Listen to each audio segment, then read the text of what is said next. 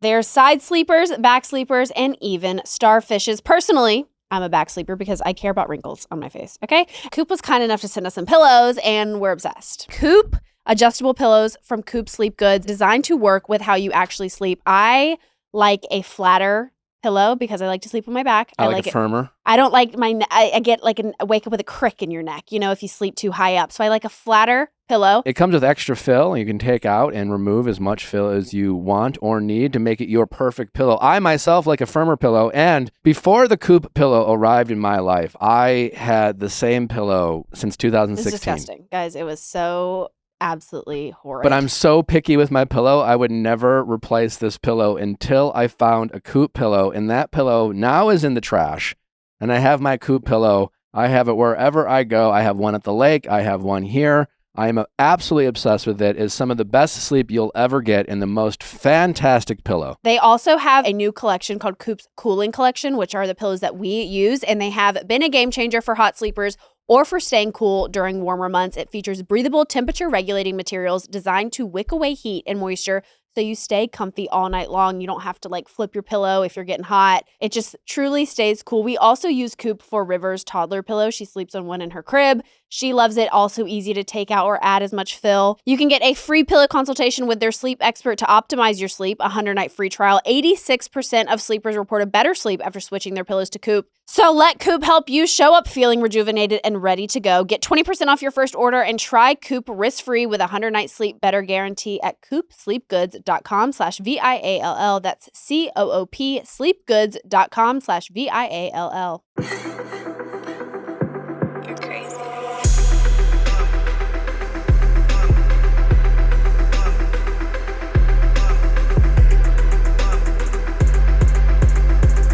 What's going on, everybody? Welcome back to another exciting episode of the Viall Files Reality Recap Edition. I am your host, Nick. He's singing. Got a little jazz tune going on in the background. That's not bad. It was, no, He got some good sleep. Yeah, you got a little pep in your step this morning, man. He got Do some I? good sleep. Yeah. River slept through the night. Oh River my God, slept yeah. through the night in her own crib all night long. Does she still have the crib, or is it like the baby She still crib? has the crib. As opposed to what? Like a... like Well, a big the girl bed that is a crib, you know what I mean? where it's like they can get out. But the ones that are like off the ground, but like still have like railings. Oh, railings, no, that's we'll what it is. move to that soon at some point. But no, she's still in her crib, and she just every single night for the past, feels like centuries at this point, she wakes up in the middle of the night and we just bring her into our bed. A lot easier. She sleeps quite good with us. So, but last night I put her to bed with the magic touch, of course, and with her little Tony. You know, have you heard of those Tony boxes? Mm-mm. What is that? It's like anyone with kids, I'm sure you know. The I Tony don't know. box is like a little music box, and it comes with all, like you can buy all the little that. characters separately. So like she has Belle, she has Cinderella, she has Lion from Lion King, and it plays every song Yes. from it, but then it also like tells the story of the movie. So you can Aw. That's you can cute. get like That's books, cute. She you can can use get her imagination. Aw. Yeah. Mm. but she is like loves Belle, and so I put her to bed last night and she was holding Belle, and I think honestly that was it. That she woke up in the middle of the night and she was like, Aw. my God, Belle. Wait, I'm good. That's all she needed. That's all she needed was Belle. That's really Well, sweet. we have a fantastic episode lined up for you. The iconic, the legendary Jesse Metcalfe joins us later this episode, coming up shortly. Very excited to have Also Mr. known as John John Tucker. Yeah. Mhm. the iconic. And Yeah. Desperate Housewives fans. I've always wanted to be a pool boy. Me too. You could still do that. I could. You have a pool I and a feel wife. like it would Nick be. tells It would me- hit different at this stage in Yeah. my life. It'd be like if I were like a 20-something and I pool boy. I'm like, That's true. gonna Yeah. happen. So much adventure. Now I'd be like, what went wrong? What went wrong? What went wrong? I do spiritually feel like there is a pool boy inside me. Nick tells me it's not too late for me to be a mailman. A what? A mailman. That was my childhood. You would look so cute in those shorts. You guys, do I tell Jesse Metcalfe I wrote a song called Desperate Housewives? Did you? Yeah. I Pretty good, actually, did. too. It's kind of a banger, low key, Can you play it? right now. It has nothing to do with the show, though. Oh. No, Makes it's sense. about me telling a girl she was giving Desperate Housewives. In the song, I was like, he was the pool boy in Desperate Housewives that was like hooking Wasn't up he the with Eva gardener? Longoria. Well, yeah, but in the song, he was the pool boy Oh. in my brain.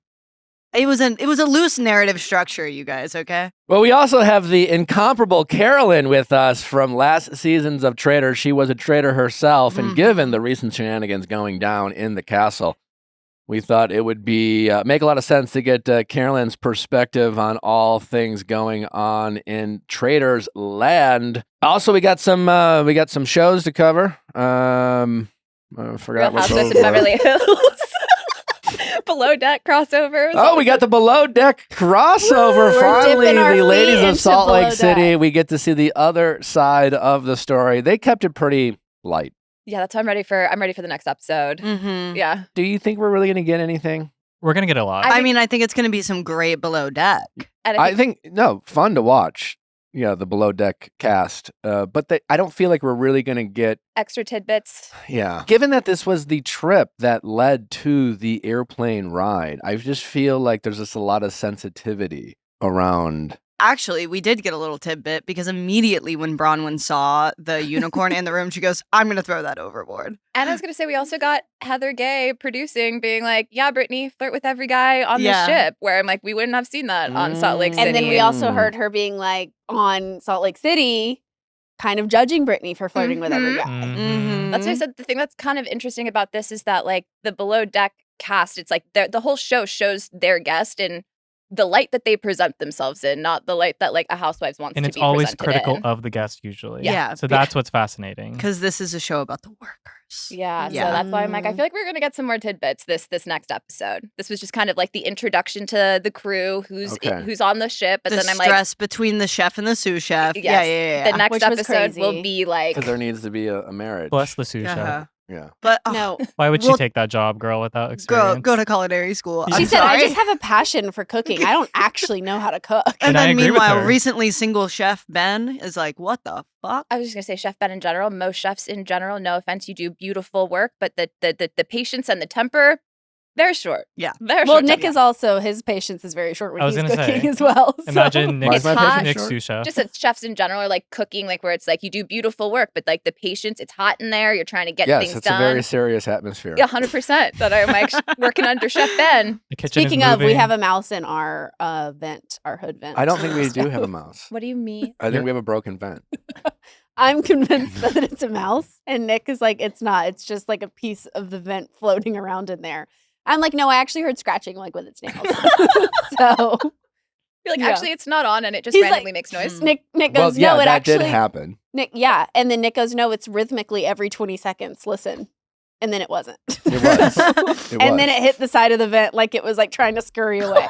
Oh, No, I don't think Yes. there's a mouse there. But I won't let Nick take it down because I'm like, it will Oh, not 'cause escape and then it'll be in our bed. and that's I why just I like, I won't do need it. a pest control person. You said I'll get to it later. I did ask Natalie. I'm like, am I in the man equation? Mm. Like, are you comfortable with me waiting to call pest control? oh, so that That's you a don't great know what's question. happening. Like, or am I being expected To pull this thing down to right go now in and there, find- grab the ladder, and Worse. deal with the crisis? Yeah. And I don't want him to do it. Yeah. I feel like there's room for error. Yeah, and that's- we don't need error with a loose mouse. I think you can smoke them out. Just I randomly saw a it. video of that. Like, and they survive, but they leave. I can for sure smoke a mouse out. All right. Speaking of Brittany, sad news. Why sad news? It's good Well, news. Her and Jared. For the week. Are we Are together? Are we broken broken up? She Again. posted a reel. Celebrating two their of love. This them, is not giving we're um, done. Yeah. But the Do they caption read, "Goodbye, baby. You Oh. are loved. I'm walking away from something and someone I truly love. My heart is broken. I put this video together to show the world our real relationship. For anyone who has wondered why I kept going back to Jared, there was real love there.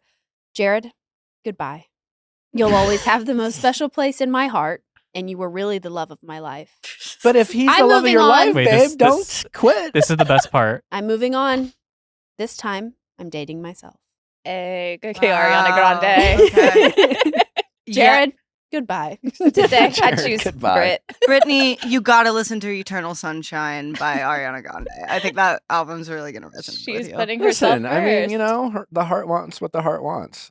I saw a Meredith Marks post leaving the show, which was quickly found out to be fake news. Right. I Then didn't. we saw Brittany speculation about her not getting a contract for next season. And then did she repost something? Yeah, I mean, honestly, Sarah and I were talking about this where it is kind of common sometimes in the housewife world where it's like between seasons, you'll see people speculate if certain people are coming back. And then Mhm. you'll also see the actual housewife chime in to be like teasing it to maybe spark drama online. It's like Mhm. two truths and a lie. Like, you know what I mean? Or maybe one truth and two lies. or but they're trying to find the truth. Like, Literally. I think there's a world where Brittany doesn't know and she saw people posting and then she reposted on her story someone saying like, Andy, like, think again or like bring her back. So I think she's trying to Yeah, like campaign that way. I imagine it must be difficult because if they start hearing, oh, contracts are out, you know, Exactly. I think it was Miss Angie K. In the nicest possible way. She was just like, yo, I just like, you know, I talked to him when we're filming. Yeah. Yeah. Well, and even Crystal said she got a little tidbit about the Orange County Housewives cast and that all of them were texting her being like, what do you know? Yeah, but like that's the thing is they don't really talk. Yeah. And so when you hear speculation online, I would not be surprising that like Brittany might see that and go, oh shit, Yeah. I'm out. Am I on the chopping block? Yeah. Do you a remember, housewife. like, even when you are removed from the cast or you don't get a pickup, like, I remember Teddy Mellencamp, she found out through the press. So I think a lot of the times the cast also doesn't, like, they're not part of the conversation, Oof. but everybody else does know. But Wow. it sounds like Brittany, like, she might be breaking up with Jared to have a storyline again.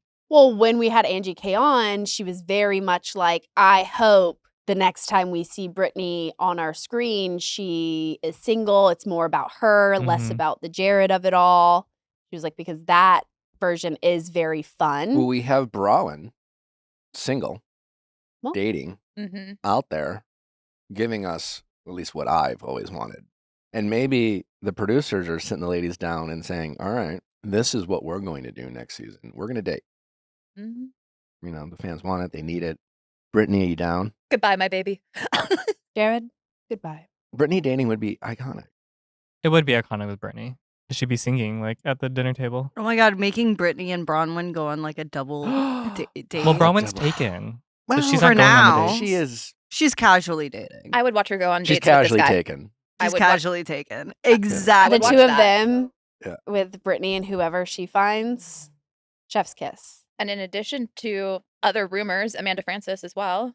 Oh, yeah, this stuff. Yeah. We briefly She talked about it cleared last up. week. She personally She like, actually specifically spoke out. cleared up. Yeah. And said, I'm fake news. She Fake said news, fake I'm news. staying. She said She the said I have the reunion- reunion on my calendar. I was like, good, booked and busy. She said reunion, my Watch What Happens Live final interview.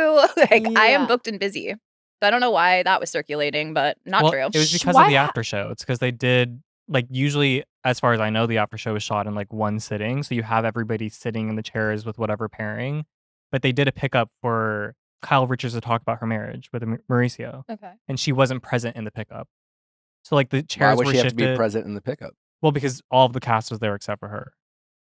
So She it was was She probably had a like doing a motivational manifesting video. She was that probably day. busy is She what I was think, but- manifesting money, you guys.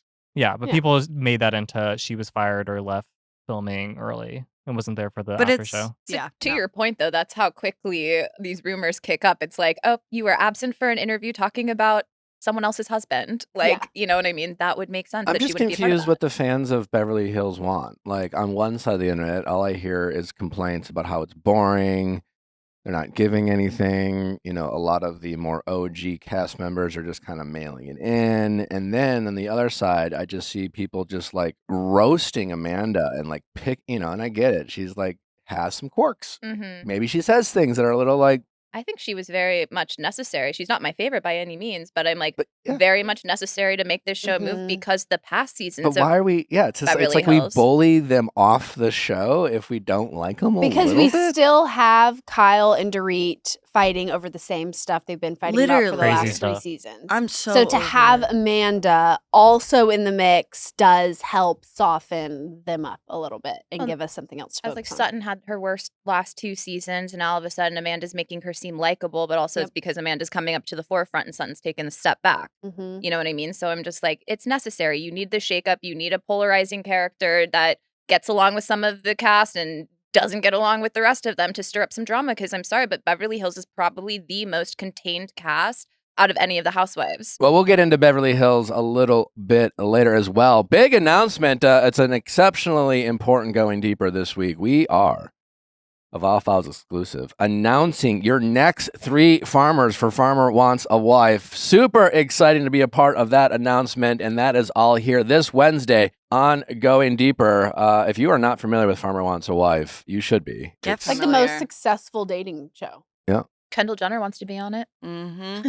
Dakota Johnson's one of her favorite. it's some sexy farmers They're hot. looking for wives and Yeah. bringing them to the farm. The thing about Farmer Wants a Wife is it does like awaken a part of me that from when I was a child, you know what I mean, in the South, where I'm like, that's a man. Hell yeah. You know what I mean? All here on Wednesday, we are announcing the next 3 farmers. So get ready to fall in love with the farm all over again and some cowboys. That's this Wednesday. It's going to be a ton of fun. We also have the Super Bowl. Anyone excited about the winner? Yeah, I hate the Patriots. So I was Who happy. won? Who did win? Yeah. The Seahawks. Just the The question Seahawks? for The Seahawks. Okay. The correct team. Seahawks. The Seabirds of Seattle. Yeah. Yeah. Mm-hmm. Yeah. Yeah. I don't care about Great any of them. game. I just hate the Patriots. So that was yeah. yeah, GG. GG. Good game. That was following. Yeah, Gigi Hadid did a really great job last night on the field. good. Uh-huh. No, it was definitely the Bad Bunny Super Bowl. It was for good. Sure. Yeah. The halftime. I the feel like Benito. I'm Bowl. I feel like Obsessed. these were 2 teams that really no one cares about, right? I mean, I'm speaking besides for Patriots and myself I here. got Seahawks, my man. fiance to go to the movies during, if that's any. Yeah, like indication. Nick also took River to the park during the game. He went to the Oh, so grocery you didn't store. watch. So No, I he watched, wasn't but like I locked. I wasn't in. like... I was on TikTok during the Dang. game and locked in during the commercials, but the commercials, besides the Emma Stone Yorgos Lanthimos one, kind of sucked. The Duncan Wasn't one impressed. with Why were they pretty good. de-aged? no, What? the Duncan one with Jennifer Aniston, Ben That Affleck, made Tom me- Brady. It sent a chill up my spine. What? A little cringe Yeah. for you? It was just, why are they de-aged? It stressed me out. Oh, I loved it. Goodwill Duncan is an incredible pun. I will say that. Like Goodwill Hunting, it was a Duncan commercial. It's like if Goodwill Hunting was a 90s rom-com. yeah, Uh-huh. and it had Ben Affleck and like Jennifer Aniston was his girlfriend, but then George from she Seinfeld. Uh-huh. George from Seinfeld. It was Your favorite. my Very favorite. good. Yeah. Anyways, Bad Bunny, of course, took over, performed, was actually, I think, so good. Phenomenal. Amazing. The creativity in it, I Mhm. think, like the storytelling, it was just, It was and beautiful. I'm not fluent in Spanish by any means, but I was moved. I was moved and my hips were moving. Yeah, the Padeo. I was smiling the entire time. Like it Mhm. was Cute. just like, oh, it was so touching. As a Puerto Rican, very proud. Play. Thank you. Well, Play. There was a couple that got married. Yeah, There was a couple real. that got married, and what I heard allegedly is that those were his friends that he was invited to their wedding, couldn't make it, Is that and was true? like, Yeah. So he brought the wedding. "Why to don't the- you That's pretty get cool. married So that during the Super Bowl?" Wait, that was their actual wedding Yeah. reception? Yes. Still cool, but not for me. Wow. I mean, you could always do that. Like you could Yeah, always have your wedding for sure. again, but like that, you wouldn't do that. That's like iconic. Well, of course. I mean, if my best friend was a rock star on that weekend, you know, when they're like, "Hey, it's your day. It's your day. It's all about you." Not A lot They'd of be people like, well- are talking about that moment, though. that for sure. No, yeah. Honestly, that's kind of the only way I would want to get married. Like, it's really like no one's paying that much attention to me, but it's like a really cute. Everyone's like, "Oh my god, love that!" It's Right. So that, iconic. do we know, is that And now true? let's That move were his on. friends that he. That's what I have seen to be proven. But you know, I guess I am also scared. I saw to say that too. I anything saw is that too. I saw fact. that. I didn't know that it was his friends, but I saw that it was a real couple that got Yes. married, and that was a real. Yes. It seemed when ceremony. they kissed, I was like, they love each other. Yeah. You're like such good acting. Yeah. It was real. There was, was real. yes. Then there was, it opened up at like this casita where we had Alex Earl, Cardi B, Pedro Pascal, Carol G. Mm-hmm. Jessica Who else? Alba. Jessica Alba, thank you. Ricky Martin. Did you see John Hamm also dancing to Bad Bunny? So Yes. cute. So cute. Everybody Someone was, called yeah. him Juan Hamon. Who's this? Oh, Juan Juan Hamon. Hamon. Juan Hamon. Juan Okay. Hamon. John Um, Hamm, because it is John Hamm. They Okay. did that with Lady Gaga too. I can't remember what the full name was, but it was like My Lady Guadalajara. Yeah. Gagalina. Also, Ricky Martin, I'm sorry. How old is he? 56? He's I had a hot. crush on him in the 90s. I still have a crush on him today. Ugh, it was so hot. So beautiful. hot. Well, it's all about hydrating and taking care of your skin. It, Yeah. We also have the Winter Olympics going on. Yeah. I've been into this winter. all I've seen thus far are the boys from Heated Rivalry. Doing the torch Yeah. open. Yeah. I thought you were just talking about like ice hockey. Oh no! But I'm very excited for that. This is my first Olympics being a girl dad. And so now I'm very tuned in to many of the ladies' events. Like, what can he put River in? Yeah. Well, what? I'm very in tune to their inspirational stories. We have Lindsey Vonn, who unfortunately did have an accident, but I've been really like just mesmerized by this story. Lindsey Vonn, who was already Olympic gold champion, and at 41 years old, she is competing in this Olympics, going for gold again. And I just think there's so many aspects of this story I find just really incredible. One, it's just like it's easy, especially if you reach the top of the mountain, to like quit while you're ahead, or if you win a Super Bowl, it's just like quit while you're on top and things like that. It's a lot harder and a lot more challenging to like try to compete where you feel like maybe you're past your prime. And then she tore her ACL right before the Olympics, still competed. I just like, there's just so much about her story that as a girl dad, I want my daughter, these are going to be her heroes. So I'm watching the Winter Olympics and I'm like thinking about who are the women that my daughter will look up to and be inspired by.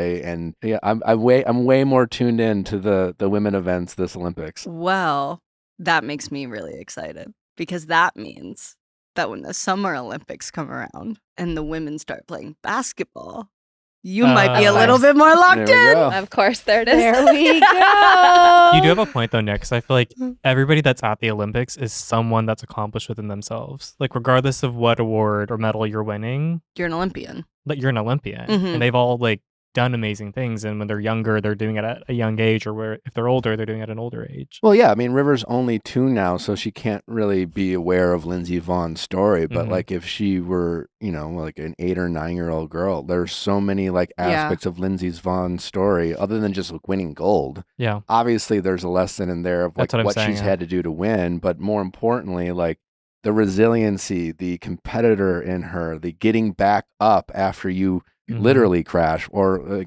figuratively, like it doesn't go well for you. It's such a cool aspect of like just some great lessons and great role models you find in each Olympics. It's funny that you say that, because like, as we know, I'm not the biggest sports person, let alone am I watching the Olympics. But growing up, Tara Lipinski for one, hi Traitors, Kristen Yamaguchi, Dominique Dawes, Dominique Moceanu. I'm like, I still remember these athletes' names, because they were so prevalent in the Olympics. Yeah. They were close, not like close to my age, but close enough. And it was just like watching these like young women. I was like, maybe I'll be a figure skater. Yeah. Maybe I'll be a gymnast. So I'm like, it's like Simone Biles for my generation. There you go. Like Or we all like- know Simone. Just like the women's national soccer team when I was growing up, like Alex Morgan, Megan Rapinoe, like all of those fighting for equal pay and stuff. Like that was so impactful on me and just how I view the world. yeah. And they will always mean so much to me.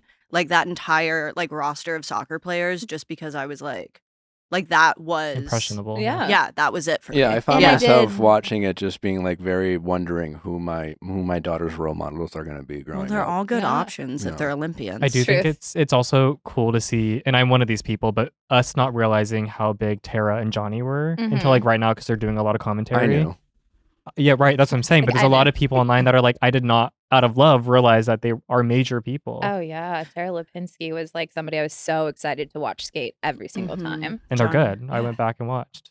She was an Olympian. Yeah. Absolutely. Mm-hmm. And who won the gold downhill? Breezy Johnson. Shout out to Breezy Johnson, who won the gold for women's downhill skiing in American. They haven't won gold, I think, since Lindsey Vonn. Is that accurate? Could be wrong. I don't know. Also, that reminded me, now that Natalie and I are deep into baby names. Oh. Breezy Johnson. What a win for the parents. Yeah, truly. Like, what should we name our kids? Like, maybe Breezy Johnson. And then, like, one of the parents were like, I don't know. They would have to be, like, an Olympic gold medalist for that to really pay off, It's like a lot of like baseball player names that have like are really like cool, interesting. What's Mookie Betts? Mookie Betts. Mookie Oh. Betts. Like- Yeah.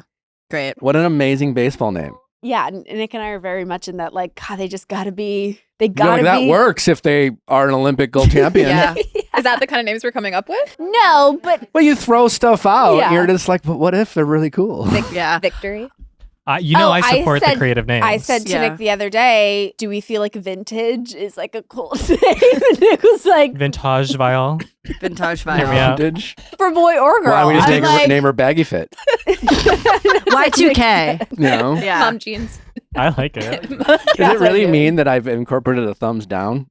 Aw. He does. I text It's him a just lot of shared names. half. Okay. I'm like, no, yeah, I text him a lot of names. And it is crazy considering he does get last name.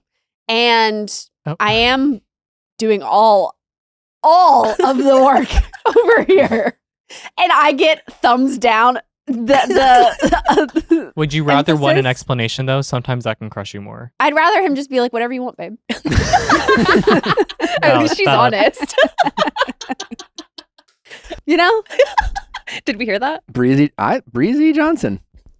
Could go either way. Breezy Viall. All right, up next, we have the incomparable Jesse Metcalfe. Many of you know him from his famous, iconic roles with John Tucker Must Die and those Desperate Housewives. But before we get to Jesse, just a quick reminder that Netflix is a Joke is coming here to LA, and we are performing live the Viall Files with the next cast of Temptation Island. So if you'd like to see us mixing it up with your next scandalous cast of Temptation Island, tickets are now available, so join us on May 6th. Be sure to get tickets. They are available now. Go to our link in bio. And also, don't forget, Viall Files Plus is available. It's rocking and rolling. It's now ad-free, and if you want to get ad-free episodes of the Viall Files Plus, reality recap, deep dives, your pop extra roundups, and your update pluses, be sure to check out Viall Files Plus. Go to viallfiles.com or the link in the show description to sign up. You will be glad that you did. All right, our next guest, Jesse Metcalfe, is here to talk about how we can age more gracefully. Let's get to Jesse Metcalfe.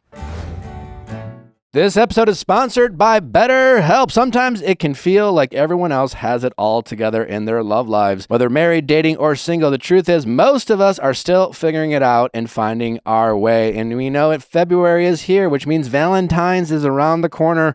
And sometimes when they say the comparison is a thief of joy, our joy seems to be really taken away from us when we see other people finding love. But that's just not the way the world is. And sometimes it just helps to get things off your chest, talk about your problems, talk about the anxiety that's building up, and just get it out. And BetterHelp has been helping people jump into therapy like never before. It's much easier to find a therapist that's right for you because BetterHelp is working with over 30,000 therapists nationwide, helping you ensure that you're going to connect with someone that really gets you, because it's free to switch a therapist every time until you land on someone who does.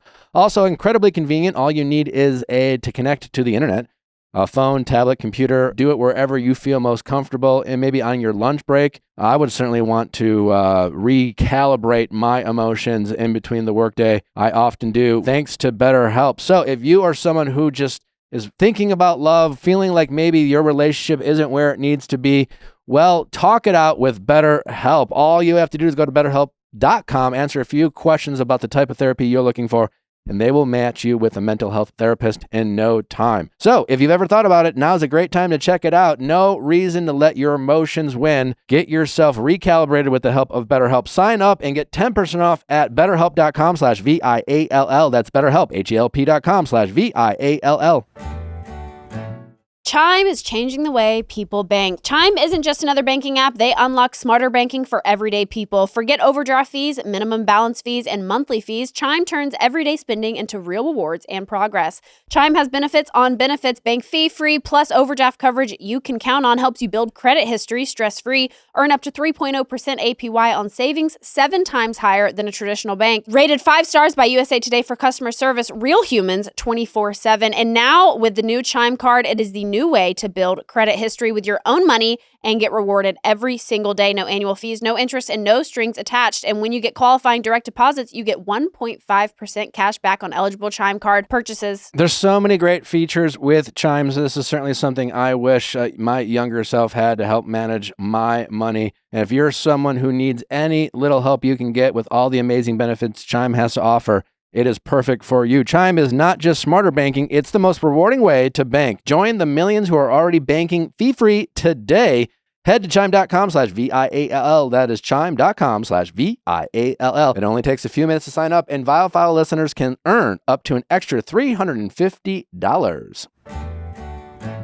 Anyone who's a parent knows feeding decisions aren't a one-time thing. You have to make them again and again and again, stage after stage. Too often, the options out there, whether you're feeding a baby, a toddler, or a big kid, just don't meet the standards that you want for your child. Parents are constantly asking to compromise on ingredients, nutrition, transparency, even safety. And it really makes you wonder, why does it feel like there are more high-quality food options for dogs than there are for kids? On top of everything else parents are juggling, that constant uncertainty is exhausting. That's why we have brought a Little Spoon into our lives. River has been eating Little Spoon Biteables, which make life so easy. When you're in one of those, like maybe I am running around super busy, I eat a protein bar for lunch, and then I'm like, oh my gosh, I have to feed my child lunch. Also, she can't have a protein bar. Perfect. I have the Little Spoon Biteables in my freezer. The grass-fed meatball Biteables. River thinks it's basically meatballs with mini mac and cheese, but it's loaded with hidden veggies like butternut squash and carrots, and she loves them. It doesn't take long to heat up, and they are good for her. Clean ingredients. They're cut to size, pinchable meals that make the transition to table food easy, supporting self-feeding skills, palate expansion, and real nutrition at the same time. Feeding the kids doesn't have to be complicated. Little Spoon makes it easy with real, nutritionally balanced meals and snacks designed for every stage. It shows up ready to go, takes the pressure off, and somehow still gets devoured. Veggies and all. No artificial dyes, flavors, or sweeteners either. And you know what? It's a win you'll take every time. Get 30% off your first online order at littlespoon.com/VIALL30 with code VIALL30. That's Little Spoon, LITTLESPOON.com/VIALL30 with code VIALL30 for 30% off your first order.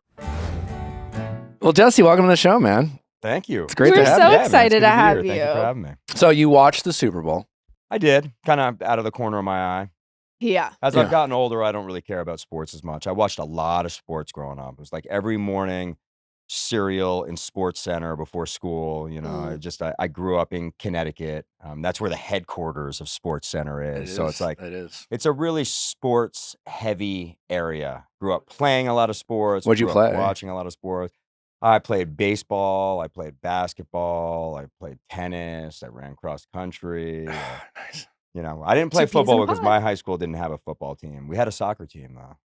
My high school had a football team. They were just bad. Yeah.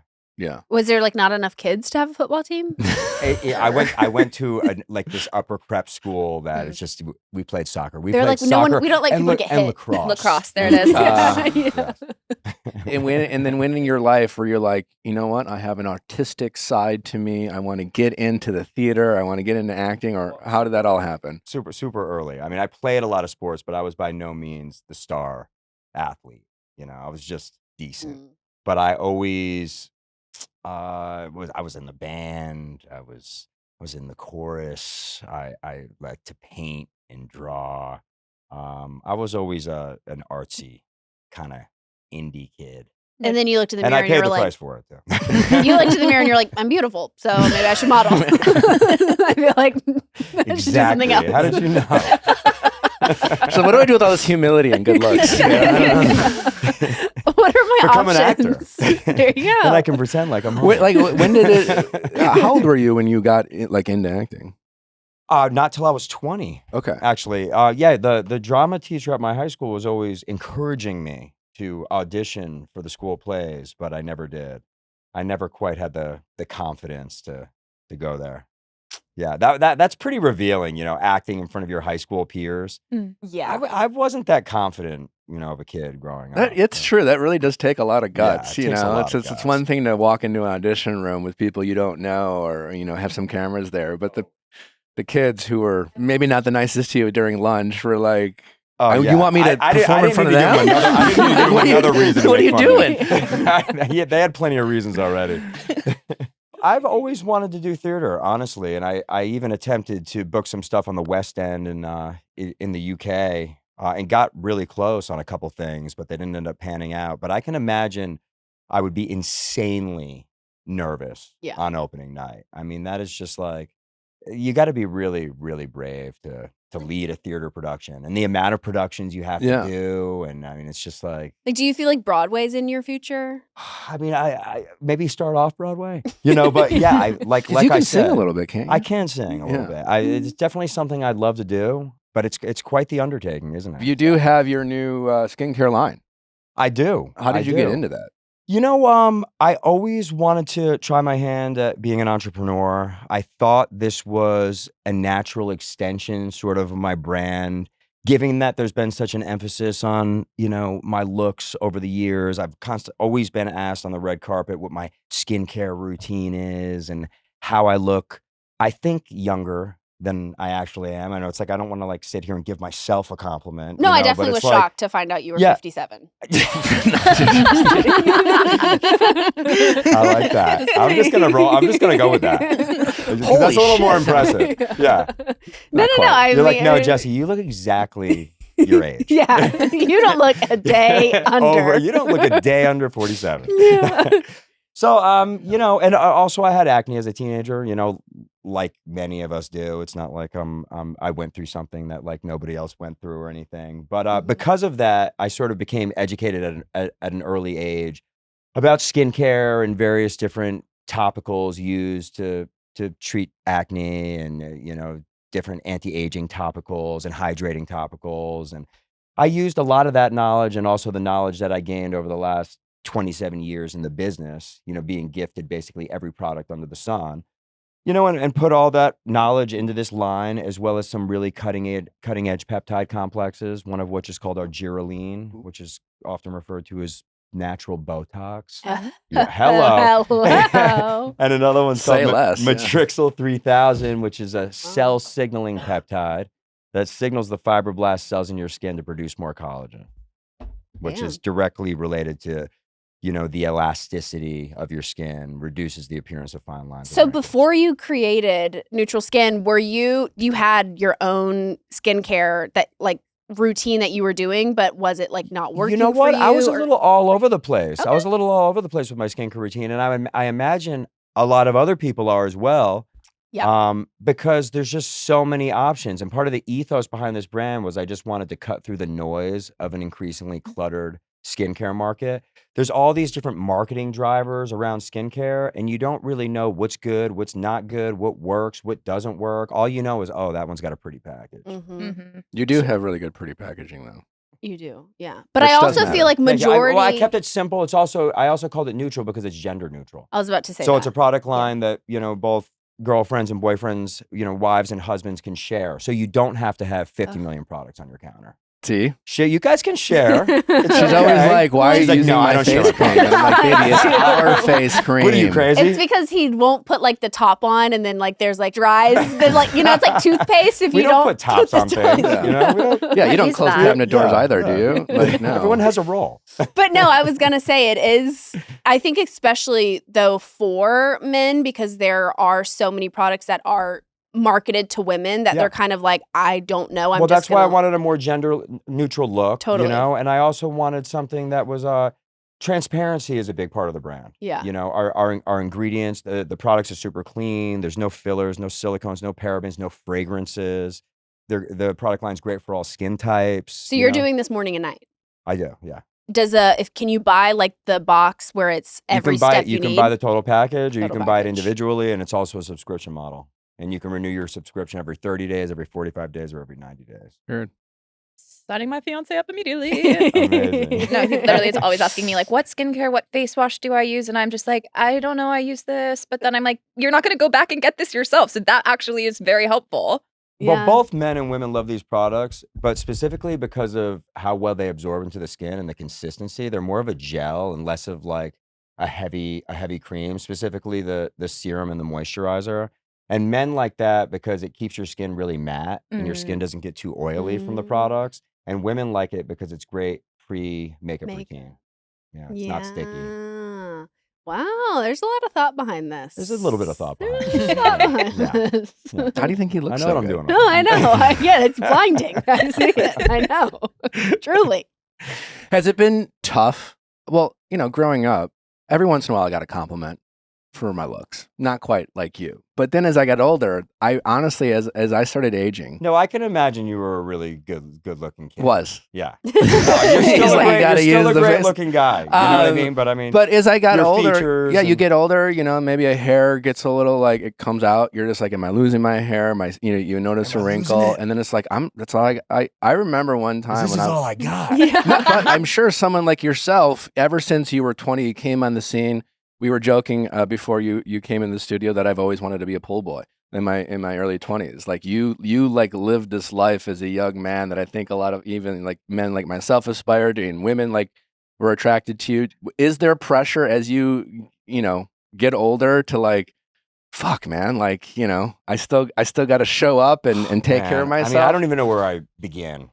It was honestly a very wild journey, with a lot of different ups and downs, from my adolescence to being a 47-year-old man and having a pretty meteoric rise in the industry in the middle of that. I dealt with a lot, especially as an adolescent and a teenager. I had various different father figures in my life. I was estranged from my biological father for like 15 years. So like my sense of self, my identity, my confidence was on shaky ground Sure. from the very beginning. And then when I got my first opportunity to start modeling, which ultimately led to an open casting call for a daytime television show that I booked, and then now, a 27-year career in the business, that was really the first moment where I started to find myself, find my identity, find my Sure. confidence. It was a great thing for me, but maybe part of that wasn't so great was that my entire sense of self was really wrapped up in the success or failure of my career, and I think a lot of actors and people in this business, people in this town, fall prey to those circumstances, and it can really kind of destroy you because it's a very feast or famine industry. I mean, and it's a very fickle industry. 1 minute you're hot, 1 minute you're not, and you got to be able to weather those lulls in your career and still kind of like know who you are. Yeah. So that, I mean, that's probably the most current thing, that I've been dealing with. It's just that, like, having reached the heights that I've reached, and then sort of not necessarily going back to square one, but I mean, I have to audition for pretty much everything I go out for now.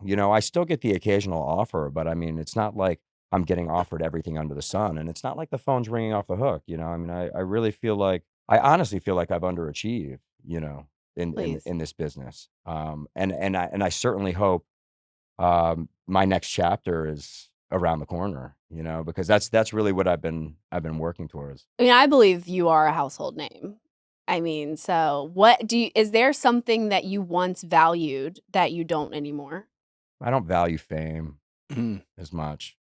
I value my peace and my deepening and developing my personal relationships with the people that I really care about a lot more than popularity, fame, and being liked. Yeah. And you got to make that transition. And it's a weird point in your life. transition point, to figure out in your 20s. Like, I probably wasn't until in my early 30s or late 20s where I was just like, I'm comfortable with who I am. I got some strengths. I got some weaknesses. And you try to work on those. But yeah, like I'm grateful that any type of, introduction into the public space, I was a little bit older, and I imagine it must be very difficult for someone like yourself early in your 20s. That's such a pivotal chapter in one's life, and then to be thrusted into that fame and attention, which is exciting and great, and you feel it. But you're right, when it goes away for periods of time, it's a very challenging chapter. Once you get that first big break, Yeah. You cannot take it for granted. You really have to nurture it and maintain that momentum. You don't want to do anything that adheres your forward progress or that slows that momentum, because that's going to be, a negative for your career. And I mean, I didn't always handle myself well. Yeah, I mean, I think I could have been a lot more humble, probably, in my mid 20s into my early 30s a little bit. And I mean, much like any industry, it's a lot about relationships. You know, Yeah. and you really want to leave every working relationship, every professional relationship, every encounter with anyone within the business, leave that person with a good impression. Leave that person feeling good, that they had a good interaction with you, and they're going to say something positive about you to the next person, and I think that's almost more important to building a career than actual talent. Yeah, honestly, there's a lot of truth to it Mhm. because you're right. This town is fickle. People leave jobs, get new jobs. You're just like, I don't fuck with that person. 15 years later, you're And like, people "Oh." hold a grudge. Yeah. Yeah, they do Oh, hold a yeah. grudge, and it's a tough. And like you said, I mean, especially in the actor's career, like some actors will choose to like take a break, or like you said, like it just maybe they're working their asses off, and they'll get the credits, but maybe they didn't pop in a way that they've popped before, and then all the fans will be like, "What happened?" or something like that. You're like, I'm living my best life. Oh, I know. It's hard to not like read stuff Yeah. and have it like get into your head. Was there? That's probably another thing too that totally changed for me is I used to read everything that was Sure. written about me on the internet. I was just like up in there, just Yeah. like, oh my God, this person said this. And I was just like irate and angry and like hurt and emotional. And now I don't even look at that stuff. It's such like a freeing feeling to just not to like we cover Real Housewives of Beverly Hills Yeah. on the show. So we were watching the most recent episode and Rachel Zoe was talking about how her divorce was all over the news and the media. And I was like, I don't think I saw one headline about that, and it just makes you realize that obviously like everything is fed to you because it's you. Yeah, when it's Right. about you, it feels heavy. It's totally just amp- like, everyone totally is talking amplified. about I me. know. And you're like, And like, no one's talking about No, it. it's like- No one cares. you go to the grocery store and you're like, are people You've been staring? stressing yourself Yeah. out and nobody cares. like what? You're like, sorry, I just wanted to get that apple that was right in front of you. Yeah, you're just in the way. Speaking of one of your more iconic roles, John Tucker Must Die, even if you never watched that movie, it was such a pivotal movie in pop culture. Have you ever had an experience where people, we cover a lot of reality TV. I've been on reality TV, even though I don't feel like, the person that you got to see of me fully encapsulated me as a person. Yeah. It was still a little bit of me, but you're playing a character. That's not you. I'm not John Tucker. But I imagine you had some interesting fan experiences where people blurred the lines between Jesse Metcalfe and John Tucker and almost felt like they were taking it out on Jesse Metcalfe when they should have been taking it out on John. Maybe they should have been taking it out on Jesse. Maybe I didn't exactly shy away from that persona.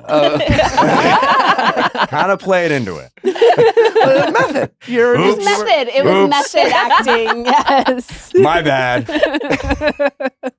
But it sounds like you've had some really pivotal life lessons throughout this experience. Oh, without a doubt. I mean, how did you first broach that? You first broached that by, well, I think the only drawback maybe to some of my more iconic roles is that it's pigeonholed me a little bit, Sure. and made people think that that's all that I am or that's all that I'm capable of as an actor.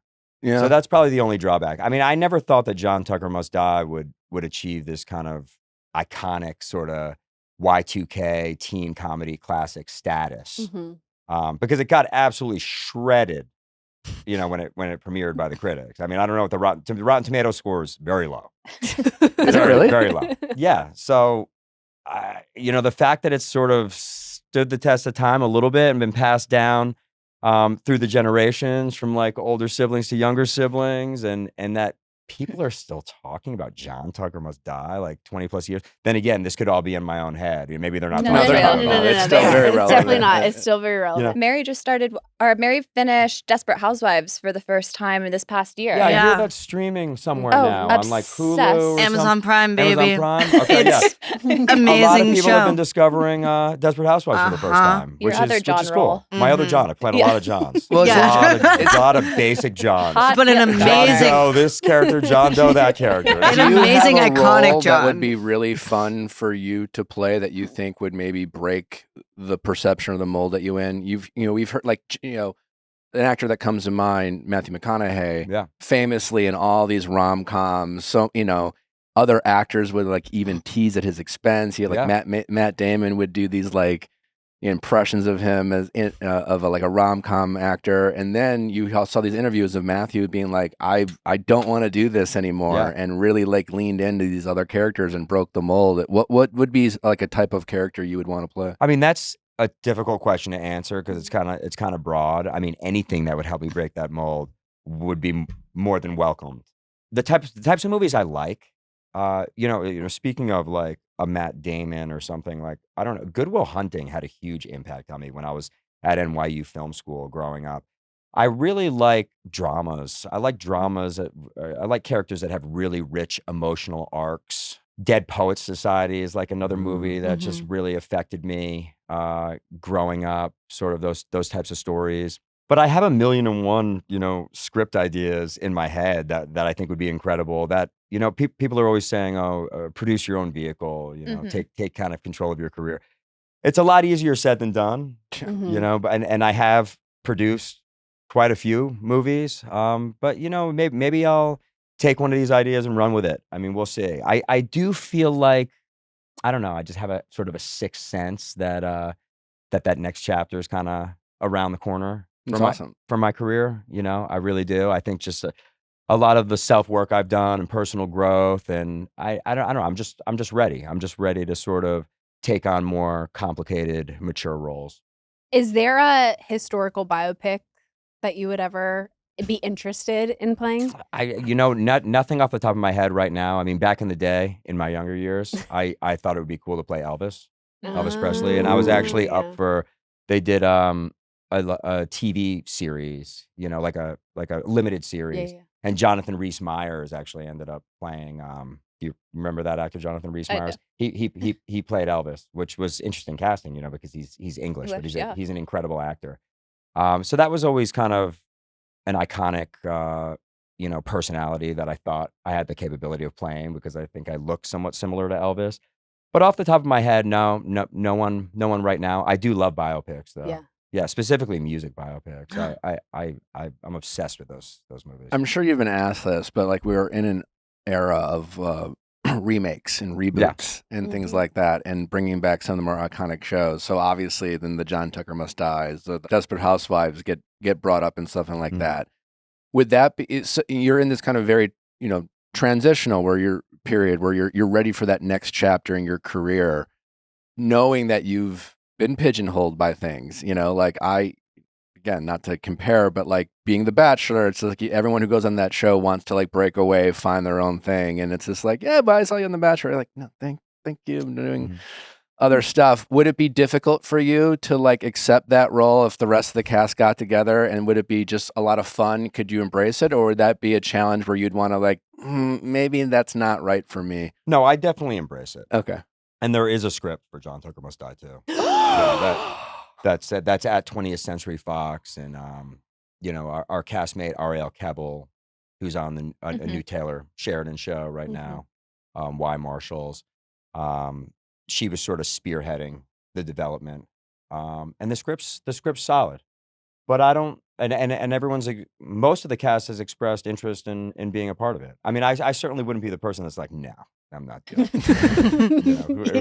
Find a new John Tucker. Who am I to do that? No, I would definitely be happy to be a part of it. And I think it would be super fun and funny, and I don't think it would necessarily deter what I'm Give trying the people to what they want, achieve. I mean, I see it's like John Tucker's finally getting married. Everyone from college is on this resort wedding or something, and then it's like, oh no, John Tucker is doing what John Tucker has always done. No, it's a little more depressing than that, actually. But I'm going to suggest that. There's a John Tucker's a little bit more of a loser. Love. What does it take for something? I mean, like, I'm sure there's so many. Honestly, I have no idea. Yeah. I have no idea. Like I'm not script really just in sitting? control of this. Maybe I could go and like write my own script and pitch it to 20th Century Fox. I'm not really in control of this particular iteration, so we'll see what happens. I'm just sort of along for the ride. I'll tell you what, a Taylor Sheridan project, that would be kind of cool. Dude, a Taylor Sheridan project would be amazing. I mean, he's pumping him out. He's incredible. I mean, his whole story of the fact that he was an acting coach and just like how quickly he sort of took over this town and is such a prolific television creator, and I mean, he's amazing. Yeah, he's like a crazy powerhouse. Yeah. What's one other great movie? Sicario. Sicario's great, but that was it's with Elizabeth Olsen. Elizabeth Was Olsen. it Wind River? Wind River. Oh, Wind yeah. River. Yeah. Great movie. Yeah, Great for movie. sure. Yeah, I mean, listen, it's inspiring hearing you talk about this next chapter of your life. The little bit I've learned being in this town is that like it's really about outlasting people. Mm. You know, like you said, I think it's a very fickle town. A lot of people chase their dreams. There's highs and lows. You know, a lot of people can't handle that like extreme high and extreme low. Yeah. A lot of people aren't easy to work with and things like that. A lot of people go through it, don't learn the lessons, and kind of humble themselves. And I really believe that, like, yeah, it's outlasting people. It's and your chapter 100% is definitely gonna, like, I think, manifest the way you want it to. Hell yeah, bro. Well, I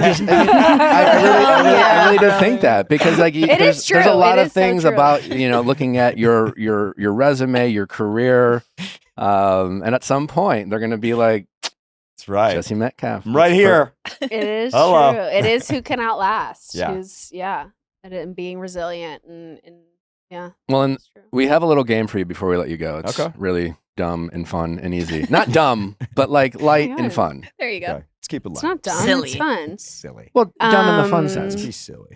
But if you lose, you're not allowed to go, apparently. Yeah. You'll be covering Real Housewives of Beverly Hills with us.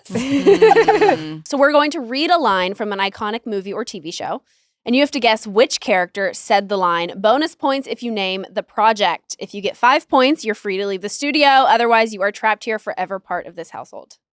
Wow. Okay. Round 1. Why would I date one girl when I can date 3?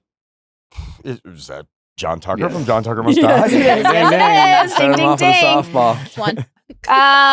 Life is like a box of chocolates. You never know what you're going to get. Forrest Gump. Yes, in sir. Forrest Gump. Love these self-titled. You knew this was complicated from the start. You knew this was complicated from the start. That was a voice. Mm, Sandra Bullock? Miss Congeniality? it's you. It's you. It's John Brolin from Desperate Housewives. Miss Congeniality. I love that's where your mind went. Sandra Bullock. I was trying to think like a host of this But you show. said it like a movie villain, and then you're like Sandra Bullock. Actually, can you say in a world? What? In a world. In a world. Yeah, see? Yeah, he does. He's got it. This summer. Viall Files. Here's looking at you, babe. Humphrey Bogart. Mm-hmm. Casablanca? Here's No. still looking at you, kid. No, Mm. here's looking at you, babe. Is That's a trick Fred? question. It's Fred Willard incorrectly quoting Humphrey Bogart See, and that's- Waiting for Guffman. Waiting for Guffman? Really? Yeah. Wow, you Here's obviously looking- came up with that one. Yeah. That was mine in the That was the chat. That was tricky. very Yeah. Do you ever think maybe there's more to life than being really, really, really ridiculously good looking? Oh my gosh. Whoa, this one's so easy. This one's so easy, but I'm Sierra said, blanking. Ben Stiller. Uh-huh. Ben Stiller. You got it! You're so And meet close. the parents. What No. is this movie? What is it called? Blue Steel.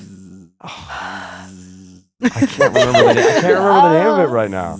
It's like a place you can take your kids to like pet some animals I can't turn sometimes. left. Wow, I can't remember. I love this movie too. You do. What letter does it begin with? Z. Oh, Zoolander! Zootopia. I think Yay, you won. I think You he won. can you won. Wow, way to go. We're gonna let you Zoolander's in. a great movie. Jesse, so much fun, man. Yeah, definitely, man. Thanks for having me. Congratulations for on coming. everything, Thank and you. good luck the rest of the way. And obviously, NUTRL Skin is available now wherever you get. Direct to consumer. Direct to on consumer. the website. Yep. NUTRL neutralskin.com. We'll put a link in our show description so anyone Yes, we interested will. can go Thank ahead you and so sign much. up. We're going to Appreciate start that. all using it here, so watch our transformations. We're all I'm gonna need get so before and hot. afters from you guys. We will send them to you. I'll document my fiance. Jesse, it's been a lot of fun, man. Thanks for taking the time. Same. You Thanks got for it. My coming. pleasure. This was My iconic. pleasure. It is officially the month of love, Nick. Reminder. And we know you want to celebrate with the one you love most, your dog. Celebrate with the one you love most by giving them the best, highest quality ingredients with Ollie. And yes, it's the kind of meal dogs actually get excited about. It's real, fresh food that they'll love and devour, which is the best way to show them that you love them every single day. Because if they're giving you everything, the least we can do is make dinner really, really good. Human-grade recipes backed by vet nutritionists and crafted with culinary experts. Dogs love the taste. Even the pickiest eaters will show up more excited during mealtime. Tailored meal plans to meet your dog's specific needs. Perfectly portioned meals and mess-free packaging comes with a scoop for easy serving and a storage pup container for zero fridge stink. Also, the Ollie app offers on-demand health screenings where you can tap real experts for pup peace of mind. Jeff and Steve love the beef with sweet potatoes. It's packed with protein, vitamins, and minerals, so we know that they are getting everything that they need in a meal that they will devour in seconds. Celebrate your number one Valentine, your greatest love, your dog. Head to ollie.com/VIALL. Tell them all about your dog and use code VIALL to get 60% off your welcome kit when you subscribe today. Plus, they offer a happiness guarantee on the first box. So if you're not completely satisfied, you'll get your money back. That's OLLIE.com/VIALL and enter code VIALL to get 60% off your first box. Well, with my body changing, obviously, pregnant with twins, I'm getting more and more insecure in my clothes. And this is when I am leaning towards Quince. It's when I feel the most confident is when I am putting on a piece from Quince, because I know that they are premium materials, thoughtful design, and everyday staples that feel easy to wear and easy to rely on, even as weather shifts, even as my body is shifting. I just know that these classic pieces from Quince hold up time and time again. Also, the men out there, you've heard us talk about it before, but their Mongolian cashmere sweater is an absolute must-have for anyone's closet. It's perfect for any type of climate. It breathes easy, it's stylish, it looks great. If you don't have one yet in your closet, be sure to add it to your cart and you'll be glad that you did. They also don't just have clothes. Everything Quince is doing is so good. Their luggage, their home accessories, their bedding, their bath, even their baby clothes. I have started to stock up on so much for the twins, because I obviously want them to match. I want them to be in good quality stuff, and I'm finding it all at Quince, and everything is top tier. So refresh your wardrobe with Quince. Go to quince.com/VIALL for free shipping on your order and 365-day returns. Now available in Canada too. That's QUINCE.com/VIALL. Free shipping and 365-day returns. Quince.com/VIALL. Thrive Market is one of those memberships that immediately pays off, especially if you have kids. Don't we know it? Guys, I cannot tell you how much I depend on Thrive Market. I depend on it here in LA. I especially depend on it at the lake. It's so easy to find good and healthy snacks for you and your family. I got to tell you, when we go to like just your average grocery store, there's just so many snack options for kids that aren't it. They have ingredients you do not want to feed you and your family. But when it comes to Thrive Market, they make it so easy because they only stock good and healthy ingredients for you and your family. Especially like with traveling a lot and having the subscription, it's so easy. I actually just got an email that I need to like pick my grocery list for this upcoming box. And honestly, having our snack drawer reachable for River to just go in and grab whatever she wants is such a peace of mind, because I know whatever it is that she's getting whenever she's feeling snackish is going to be healthy. I'm not going to have a problem with it. Thrive is free from 600 sketchy ingredients, making it a trustworthy space for parents. No guessing, no Googling, no aisle squinting. It is something I have put all of the people in my life who have children onto, because it just makes life so much easier. So if you are ready to make some healthy swaps and become a member, join Thrive Market with our link, thrivemarket.com/VIALL for 30% off your first order plus a free $60 gift. What a lovely guy. Really charming. Truly has not aged. I was- I was looking at old like clips of John Tucker Must Die. Looks the exact same. Mm-hmm. I was staring this entire time. I'm so Jarring. scared to see what this interview looks like. It's just me like, yeah. Yeah, that's sometimes when I don't speak, it's just because I don't want the people of Earth to see me just being like Googly eyed. I was a Mhm. teenager. There was a lot of feelings tied to what was sitting on the other side of this couch. My goodness. I just thought it was really interesting hearing him talk about his career and just the Yeah. ups and downs, and just kind of vulnerably talk about he's ready for that kind of next chapter, It's giving grown man. and referencing just a little humility. Did you see the new Rhode Island trailer? I have. Very, very in tuned to my friend Ashley Ianconetti's. Mhm. Also, her second career as a reality TV star. Yeah. Also, the cast photos for this, they're holding like the pearl. Love. And it's a love. giant pearl and it looks so It's sexy. giving birth of Venus. Mhm. It is sexy. Ashley is very excited, from what I can tell, about this coming out, which I thought was interesting because you never really know. Like the transition from Bachelor Nation and that world is very different. We've learned just from covering the ABC universe to transitioning to Bravo. Certainly different animal. I was curious about Ashley's experience, and she had a lot of positive things to say about her experience in her cast. So I'm excited to see it come to our TV screen. And seeing Jared as like housewife husband. That's what- yeah. Ugh, it's That just gonna be jawline. so good.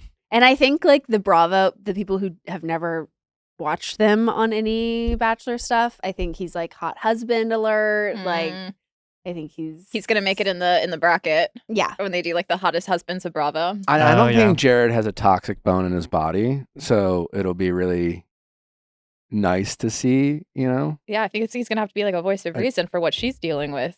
Like she's gonna be coming home being like, so and so said. Yeah. And just be like, okay.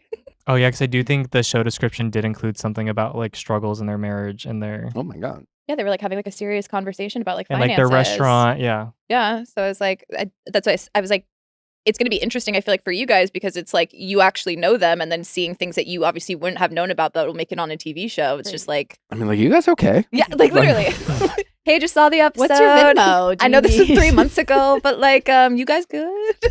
But also maybe this if they're having any with Audrey's, like, hello, it's now on a Bravo TV show. Hell it's yeah. now gonna be like a Sir, Sir, a Tom Tom. Mhm. Southern Yes, it hospitality. There's like too many is. names to count, but yeah. And we eat it up. No. Speaking of Super Bowl commercials, Andy had his own Super Bowl commercial with the nerds. with the nerds. I got really, really excited during that. I mean, if there's one candy I want to promote, it's probably that one. It's the best. First off, Nerds Gummy Clusters, best candy. If you don't think so, you can, It's really, like fall into a hole. I don't think they're care. that good. they're so good. I They're haven't so had them in over good. a year, but I was like, also Bravo, Paige DeSorbo had a Bueno Yes. commercial as Yes! well. Oh, Kinder. I saw the Yes! previews for it, but I didn't see it during. When did it it was come when you during the took game? River to the park. Oh, the commercial came on, and I was the only person there who knew who Paige DeSorbo was, and I went, "Is that Paige?" And then Yep. everyone else was like, "What?" Who? And I was like, Yeah. "Y'all are not on the level that I am." No. Don't worry about it. Don't worry about it. Yeah. Andy did say about Rhode Island because a lot of people were saying like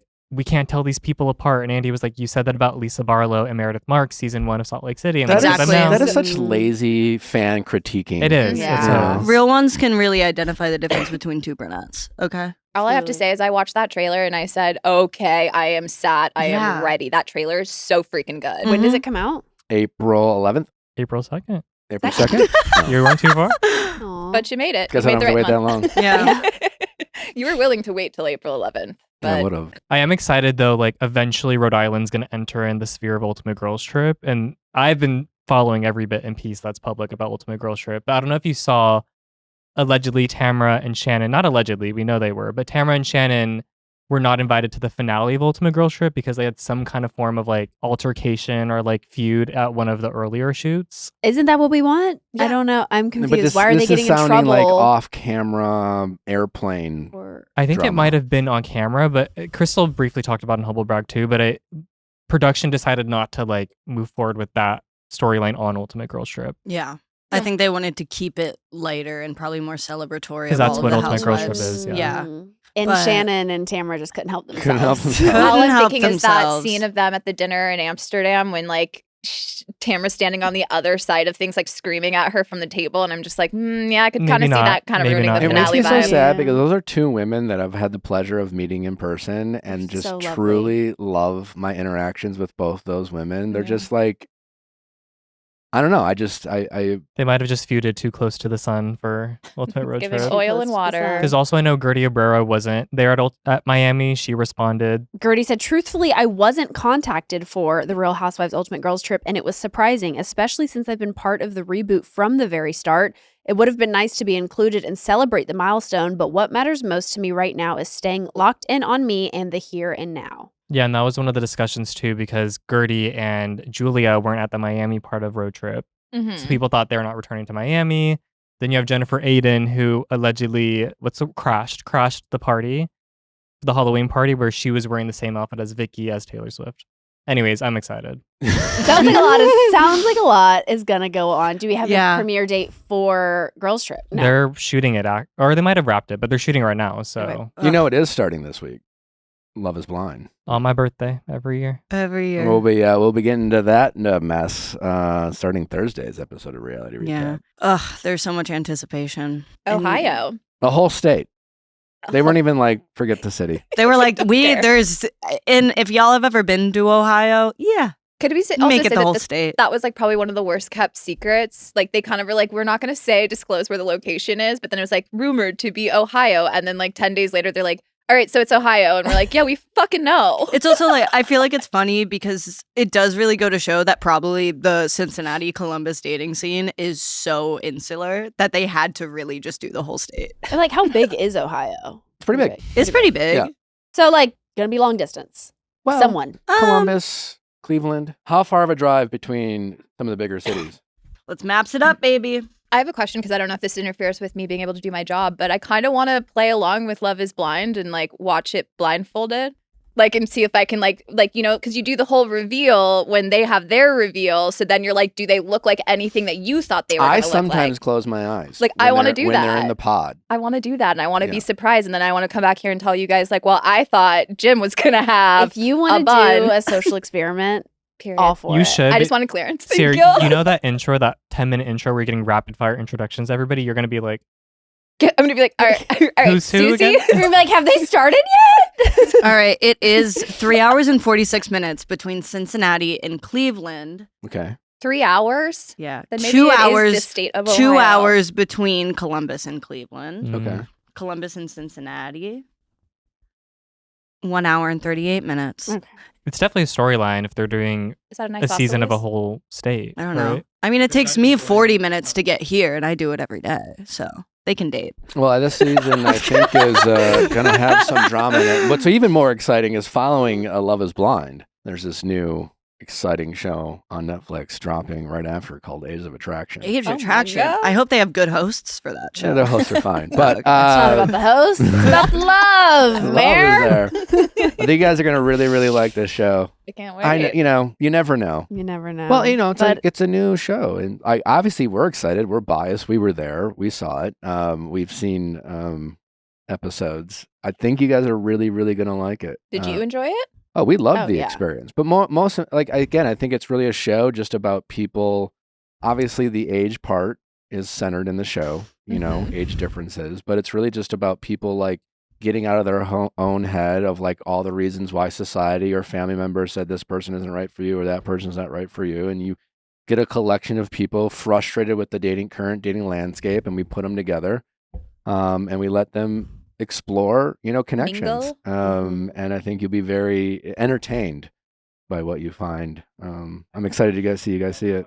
it was very romantic. It I'm was in sure. a very beautiful scenery setting. It was Very gorgeous, romantic. Truly, Whistler. What else was romantic is the first episode of Below Deck. It There we was go. Very, very romantic. And if you missed it, we do have a rapid recap. Finally, the crew's perspective on the Uni the Unicorn fiasco will be revealed because it is time for Below Deck Down Under, baby. Captain Jason, hot as fuck. The crew, also hot as fuck, but in a working class Bruce Springsteen way. And the women of Salt Lake City expecting nothing but the best drinks to throw at each other. Mike, the deck stew, is ready to flirt. Before the women even arrive, Alessia, the sous chef, cries, unrelated but does not bode well. And Joe, the deckhand, has a family emergency and has to leave. So we're already short-staffed and emotional. When the ladies finally set sail, Daisy, the chief stew, is confused about room drama. Brittany says Jared is just not that into her and she wants to hang out with Captain Jason. Bronwyn also says she's going to throw the unicorn overboard on day one. The crew loses a nipple cover. Stressful. Daisy's going through a lot right now. Also, they slow-mo repeat Angie's throw up while cutting between a cheesecake being made under very tense circumstances. Tension between chef and sous chef. Mary Cosby does say that the chef gets down though, so that's high praise. Daisy is so confused by the seizure argument. The broken glass is throwing all the plans off the stern. It's only day one and she's over it. That's what you missed in the first episode. I love it. I love Below Deck. Me And too. then I obviously love My Ladies of Salt Lake City. It reminds me when they used to do like Beverly Hills crossovers with Vanderpump Rules, and then it would be like you see this like nice dinner and the drama in Beverly Hills, and then you get to see everybody who's waiting on that table, and like Stassi's iconic line of just like, oh, like I hate rich people, that's why I only date poor people, like because it's just like the way that these requests are being made. The second they get on the ship, they're like, can I get this cocktail and my Prada? Bronwyn bring like, y'all put Dr. Pepper on the yacht, right? The nipple cover nipple being lost, cover. and that's being on the pager, like being like, hey, can everybody, if you see a nipple cover, send it my way. Nothing is pissing me off more than the sous chef. Oh, say more. When he's like, can you grab me something to put the chicken fingers on? She's like, chicken fingers on or in? Yeah. What do you That mean? was a good bowl? question. No, that was It's a good not. question. And 'Cause don't I'm piss like- me off. But hear me out. Sometimes Like, you a just have chef- passion. As a very accomplished sous Sous chef. Sue. I'm all of them. I'm Sue. Sue and I'm Sue. Sue. sous chef. Oh boy. Kind of, yeah. Yeah. Go for it. She knows Continue. what she's talking about. I do. I get yelled at constantly in the kitchen. She's No, passionate. that's not it. I'm like, there's a mouse in the vent. And he's like, no, it's not. It's our rattling, broken air vent. Let's keep it on high. Nick, I do think you do have the perfect temperament to be a chef on Below Deck. Dare I say more? Like, it's like you have your charming aspect, you have like the fun, you know what you're doing, you have it under control, but like there is like a slight edge that is really going to keep it interesting when you have a sous chef that could I piss think you I off. have one of the better not saying anything. Faces. Yeah, which is kind of like, what the actual fuck were you thinking? And then it would cut to your confessional and it would be so mean and it would be perfect. When she's like, what was she doing? And then she's like, I don't know how to cook. I just have a passion It was for cooking. it was the cake when he said, "Did you not add sugar?" And she's like, "But your instructions were to," and then she just stopped. Base. I feel bad because it's like the last chef that she was under was obviously like she also has a temper, but like was able to like work with her and like knew where she was at because she wanted to be in the kitchen. Exactly. Where I'm like, the way that she presented herself with Ben, who, if you've watched, Ben has a temper, Ben is particular, that I'm just like, for you to say I have a passion for food sounds like somebody who can cook or like loves to cook at home, but like maybe just wasn't technically trained, like doesn't have, like can maybe eyeball things, but like doesn't know how everything is made. And like the way that she said that, yeah, no, I know. She's when he said, can you dress the salad? And she said, dress it in what? I know. That's where I was like, okay, or we like should not what be in the outfit? kitchen. It Yeah. was like, bitch, that come one, on. okay, that one I can't defend. I can defend the plate or the bowl, but that one. Maybe she was doing a bit. Well, because Yeah. well, what else do you do to a salad? You dress it. Now she's Yeah. nervous and Just in she's just what? saying things to Yeah. deflect. Like at first I felt bad because it was like when she burned her hand and all that stuff, he was just like, it's not that hot. It's not that big of a Yeah. deal. Where it's just like a little compassion would be nice. But then I was like, oh, to literally have no skill whatsoever when it comes to cooking. And no like common sense. It's like I'm sure you've been in a kitchen. You know, the dressing does go on a salad. And then he's like, are you going to make those leaves smaller? And she's like, a smaller bowl or? No, when he asked for medallioned lemons and she cut wedges. And I was like, oh, fuck. When she said, we don't have any black beans, but no, she said, what do you mean we don't have black beans? They're right here. He goes, it says red. Those are red beans. she's trying. She's trying. Yeah, I'm like, but I feel like she'd be better suited. Maybe like We lost Yeah. someone that had to like go with their family. She could have like shifted over and then found someone else. Right? I'm just confused, how she got brought on as a sous chef. You know what I'm confused about? What are you confused about? Why Heather guided Brittany to flirt with more men. Because Heather is a producer in her own mind. But she also Exactly. made it seem like as if she was like, oh my God, on Salt Lake City, it was like, oh my God, Brittany, God, keep it in the Brittany, you're box. flirting with everyone. Yeah, you're You know- wild. And she's like, get with every man you see on this ship. You know, no one ever talks about how good of an actress Heather Gay is. No, they don't. she's No, a they don't. screenwriter. That's Yeah, what she is. she is a screenwriter for sure. She's creating the plot and she's making them all stick to it. She's uninvolved in it though. And then Brittany just being like the little sister of the group, like even more so on this show where it was just like, I want this room. You're getting kicked out, and Lisa and Meredith are having their luggage brought in, and then you get roomed with the one person that does not like you. What at are all some of the whatsoever. things you're hoping we see next episode that might reveal some unanswered questions we had from Salt Lake City? I want to see the state that they leave in. That's a big one for me. I want to see if they were like day drinking beforehand, which would make sense that the escalation of getting to the airport, having the one drink at the airport could have gone a little overboard. I want to see them throwing the unicorn off the boat because Meredith said if you look closely, I was not the one who actually threw it in the water. It was a producer. Yeah. Well, she didn't specify. Yeah. So nobody knows if someone did throw it in. Producer. Yeah, she fake threw it in. crew. Yeah. Well, we also didn't see faces. We only saw the backs of the blow up like animals or whatever they were. We saw everything up until the dinner where Angie's like sick. Yeah. So we have a lot to still see. I really want to know about this cucumber.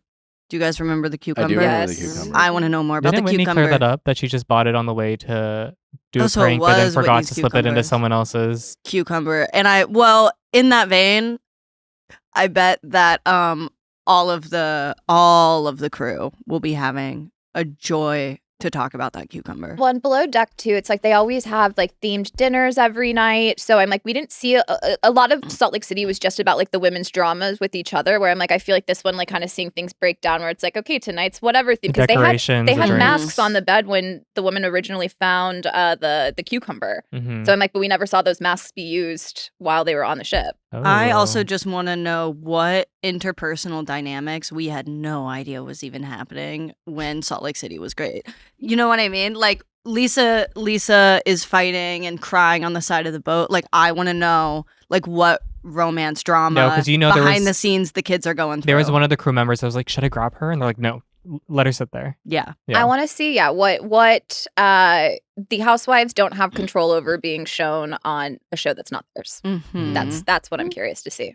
We'll find out. We'll find out. Episode 2, baby. All right, it's time to get into a little Traitors, and we're going to get the help from former Traitor Carolyn, who was wreaking havoc in the castle last season. She joins us this season to break down all the shenanigans happening in the castle.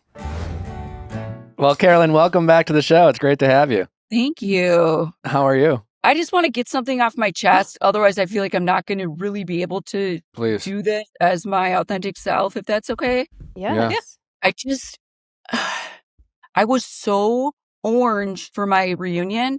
And I don't want to say I blame you, but I kind of do because I couldn't shower my spray tan off and it had overdeveloped. And I just want to say I really I was pissed at you for a while looking at myself. Me specifically. Yeah. We fought about it. Because you came here right from the airport. Direct, without a shower, and looked like an orange. You can't, once you do a spray tan, it develops, it's done. But I did hear that you smelled good. I smelled like shit, but no, thank you. Thank you. I just needed to get that off there. I just was so damn orange and I was so self-conscious of it. And I just remember thinking oh, stop being nice, Carolyn. Where does it get you? I just think it's really important and healthy to just clear the air. And congratulations on the pregnancy as well. Thank you. I wanted to No, say just that. talk your shit. But I have not talked to you since, and so I just needed to clear the air. Thank you, Thank Carolyn. you. And I'm Thank- sorry, and thank you. It's great to have you. Are you enjoying this seasons of Traitors? I enjoy every season because it's a good show. Yeah. I love this show. I think that it's impossible to have a bad episode. It's great. I think that it's always crazy though towards the end. You get so many people where it's I'm sorry, but that Steve, I don't want to talk crap about that Steven, but has he even been there? I'd be pissed if I were him. I don't know if y'all know him, or I didn't know his history, or I don't really wasn't he Laguna Beach? Yes. Mhm. Yeah. I was he's not been on the screen at all, am I right? But it's a lot of quiet people left, I feel like. Mm-hmm. It is, yeah. Kristen, Eric, Eric, Steven. Rob. Well, Rob even is Rob. quiet, Rob is yeah. quiet. And He's quiet, but he's a good narrator. He's doing stuff, and he's a traitor, so he's gonna get screen time, and he's interesting enough. You know what I'm saying? I just feel and I know that with this show, it's the traitors. The traitors are gonna get more screen time. I just feel with the ones left, it's they are quiet, but. So it's times like this where you really do. You notice when Michael was banished. You notice when Colton's murdered, because it's at the time you're kind of shut these people up. But then once they're gone, it's it's quiet. Yeah.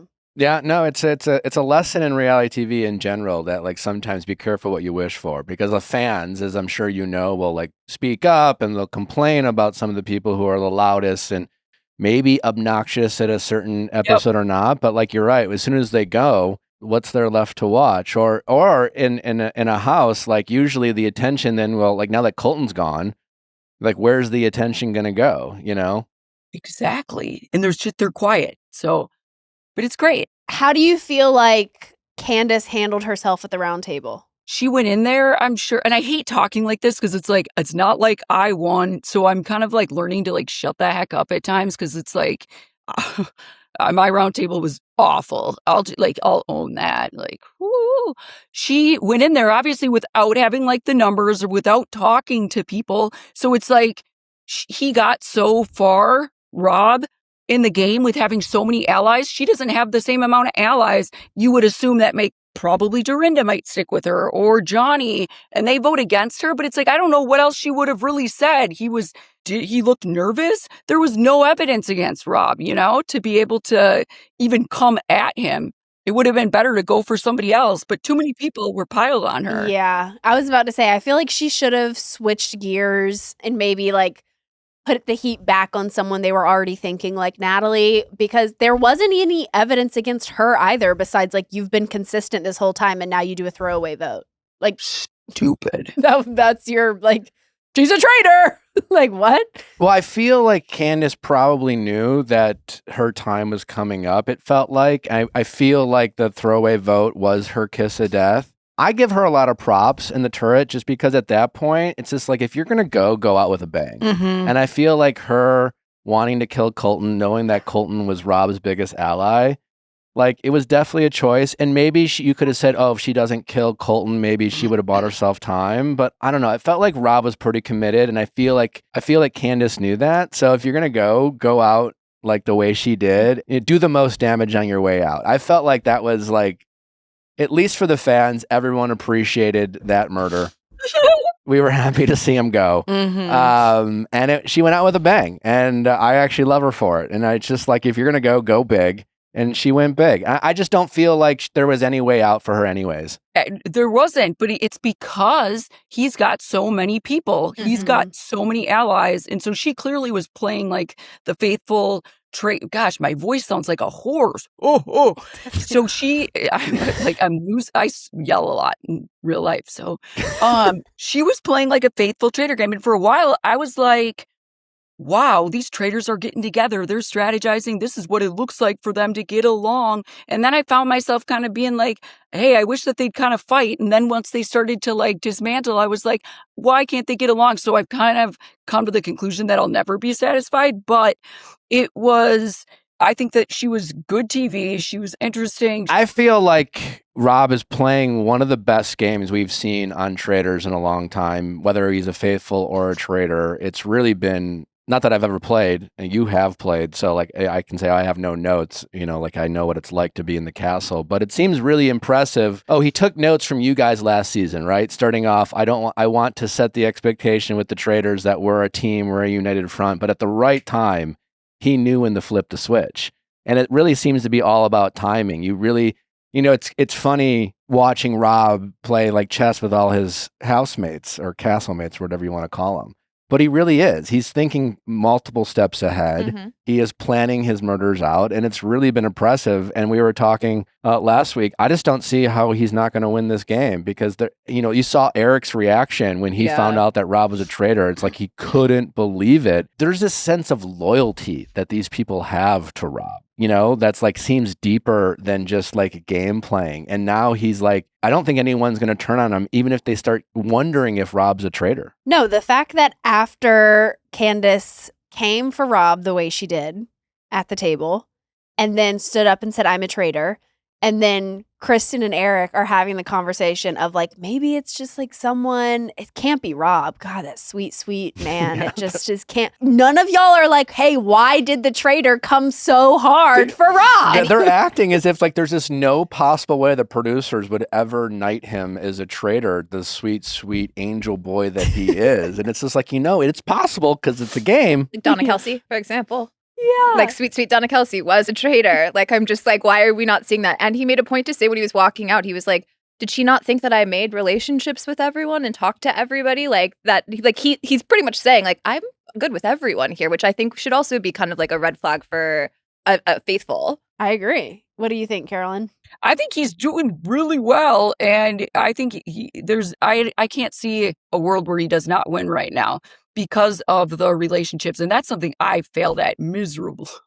Girl, but because you really do, you have to build like strong relationships with all these people, and he's doing it, but you see it. I remember even when nobody was talking to Ron, he was that person who was actually giving him the time of day and speaking with him, and it seemed real, it seemed genuine. So you can just see it. He seems like, I don't want to compare him to like other people from like past seasons, but he seems like such a faithful.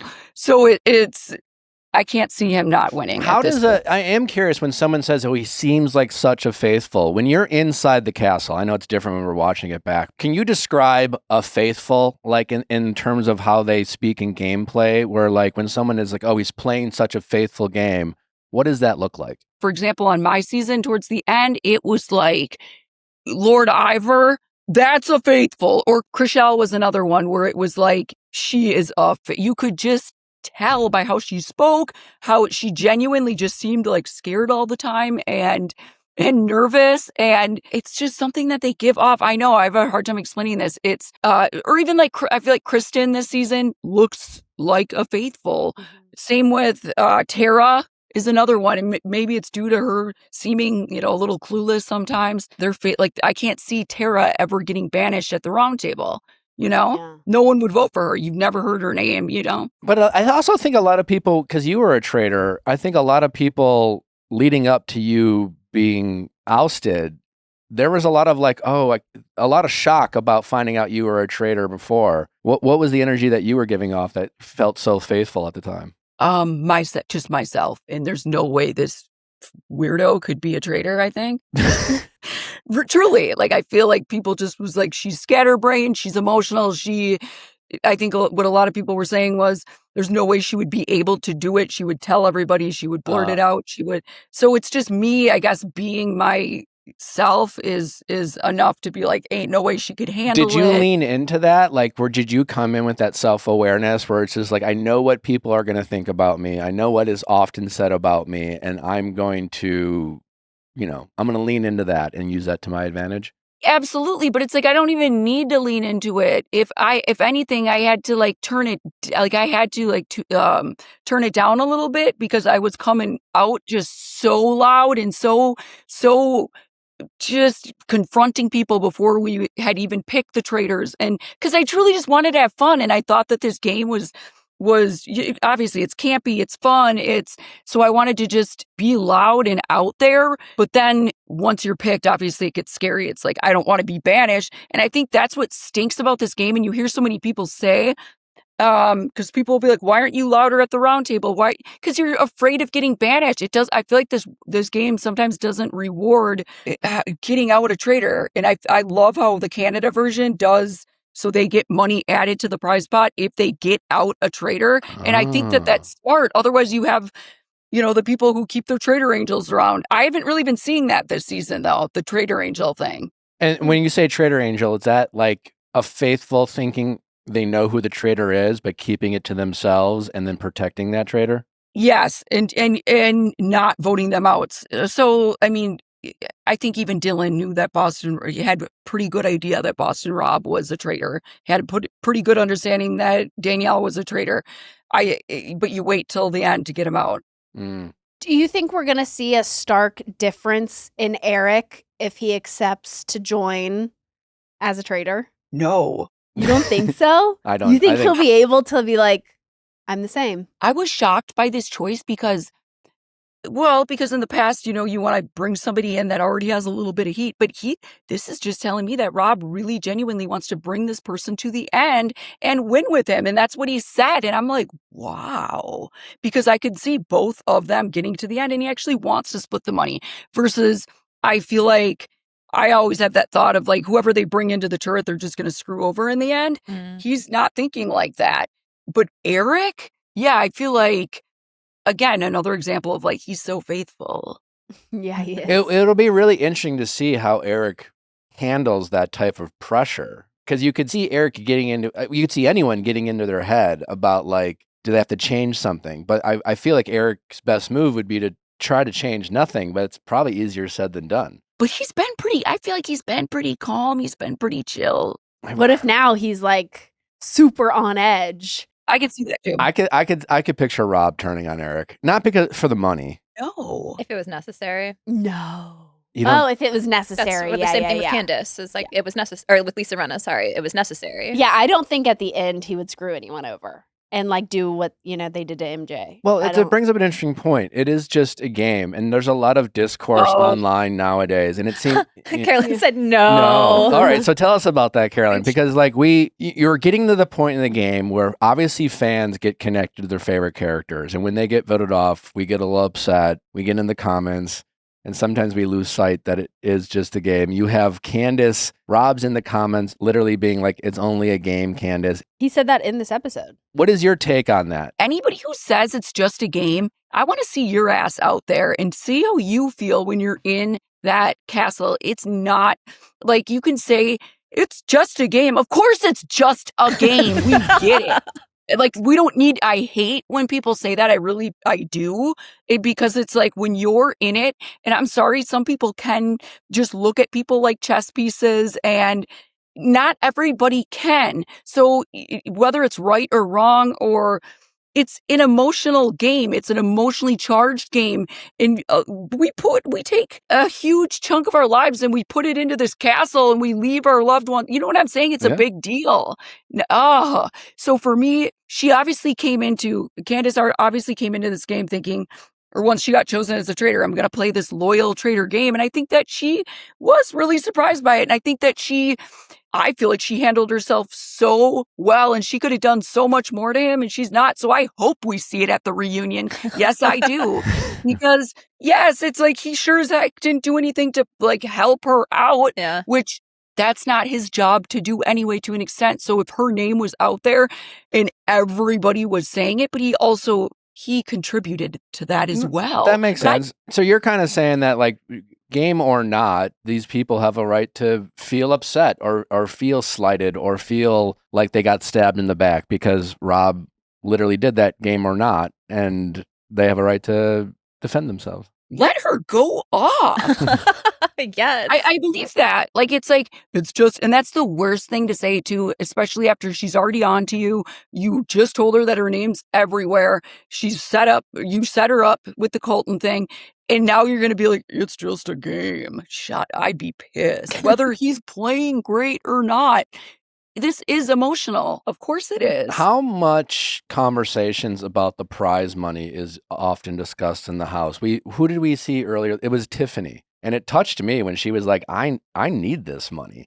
And it was like, and then she got voted out. And it was like hard for me to be like, how did anyone not hear her? Or were you just going to like kick her off right away? But like, does that get brought up in the castle? And is used as either a way to win over affection? Or is that coming from a place of sincerity for people? Like, how do you perceive those comments being talked about in the house? For the most part, people are so damn rich on this show. It's just us gamers that really are like the broke ones. Or is that offensive? We're the ones who are like the real people. Because come on, we're out there with housewives, with people who are rich as hell. And so 200,000 or how much is it? 250. It's not this like substantial amount of money. And for me, even I'm not some rich ass person, but I still even looked at the prize money of like, yeah, that's great, but I would rather be on the show longer. You know what I'm saying? Yeah. And ultimately win. But I don't, on my season, yes, of course, there were people who would talk about the prize money and really needing the money. I didn't do that. I really didn't. And I would say only a few did. And typically it's like the gamers. But yeah, that did touch me because I feel like for the most part, there's so many people who have so much money and it's just not even looked at. It's not.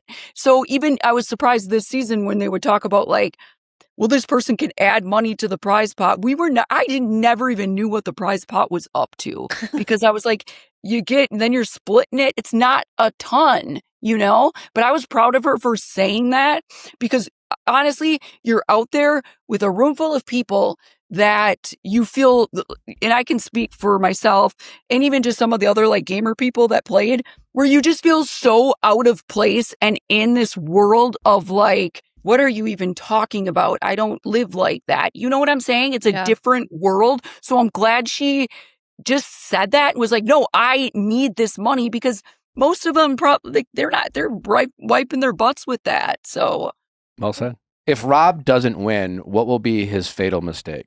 I can't see him at this point making a mistake. I really can't. I can't. I don't know what he is possibly going to do. And the reason I'm saying this is because he has so many people with him.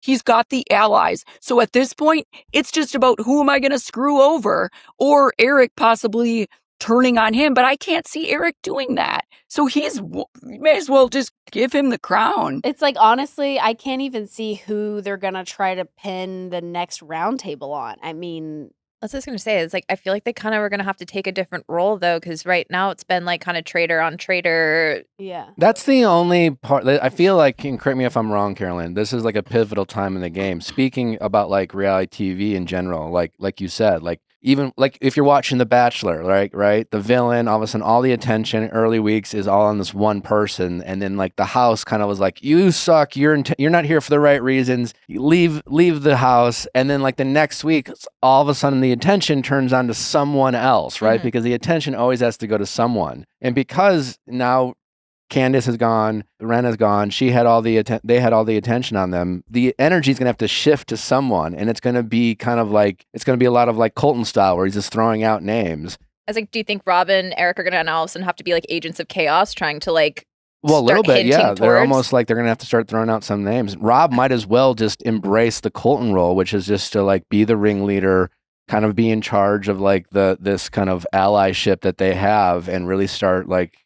My thing is that I'm like, if Rob gets too comfortable, I feel like speaking up and whatnot, I'm like, Johnny and a bunch of people who did talk to Candace do know that she was gunning for him, that I'm just like, if he goes into a position of like a Colton and being loud and in front, wouldn't that kind of also put him up on a chopping block? Because he hasn't played that way this whole time. I'm curious, Carolyn, how would you, like to Sierra's point, like Rob said in the episode, it's only a matter of time before they connect the dots, which I think is true, right? The fact that Candace did put Rob's name on there twice, if I'm part of the round table and we get a traitor right, I would always be curious, especially this far into the game. I would want to know, what name did that traitor put on their card, right? It's clear that the traitors, I don't know what you're allowed to say, Carolyn, but it seems clear that you guys have an extra set of rules as traitors. And it sounds like number one rule is to not out. You can't out your fellow traitors, but you can play the game. You can accuse them in the house. You can vote against them. That's the only power you have. And it always seems to be a part of the season where the traitors might turn on each other. And I would just, if nothing else, would note that traitor and who they voted for. But I wonder if the friendship these all have will blind them to the fact that like Rob's name has been on Candace's card 2 weeks in a row, and that's not nothing. But look at what they all said right after she wrote the name. They were all brushing it off. So I don't see right now a world where all of a sudden it's like, we better look at that. I don't right now. And it's not like there's that many episodes left. It does feel like a lot of people who are just on his side regardless. So I just don't, I don't call me like, I don't see it. No, you're probably He's right. got so many people. He has got so many people. So him writing or Candace writing his name, so many people just brushed it off. If anything, Johnny's next. Oh, that's What? right, Yeah. Ruben? Johnny's next. It's Natalie's Steven. going to be soon after. And she has it seems like at this point, no real allies in the game or no really strong connection. So it's like she's essentially screwed too. I love Tara. Tara was just like, whoever Johnny tells me to vote for, and she's just like acknowledges that, like, I'm Then open for business, Mara being like, what about Johnny? And Tara's like, no. It's not him. Well, then Rob also has the dagger 6 or whatever. Oh yeah, he has the 2 daggers still. But he has the daggers, but his Doesn't even need allies are like the people that took the pact with him to like not out who had the dagger. So he already has like those people as an alliance Yep, he's winning. I mean, he's been so even keeled. He's been just so good at everything. Where's he going wrong? I don't see him just like getting emotional and slipping, or I don't see Eric. He sure as hell ain't going to turn on him. So they're good. I'd be shocked if they don't win, really. I agree. This has been fun, Carolyn. Thank you. And now, especially now that we're friends again. Sorry. No, I'm not sorry. Yeah, don't be But sorry. thank you. Anything you want to plug before we let you go? No, I'm good right now. 'Cause I'm not good with like go to this site or go to the. Well, what's your what I'm- Instagram? Tell Yeah, everyone what's your your Instagram. It's Carolyn Rose, but the O's are zeros. I need to change that. How do I do that? I think in settings, username, Profile. change username, maybe. I don't know. But you know what I'm saying with my Yeah. name? Like I have to say that every single Yeah. time. Like the O's are zeros. Yeah. People are like, "What the hell?" But it Yeah, kinda back in makes like in 2009, I you have like to be started like your Natalie Instagram. Joy, 2 N's. Like 2 I'll never J's. care about this. Yeah. Throw in a couple underscores.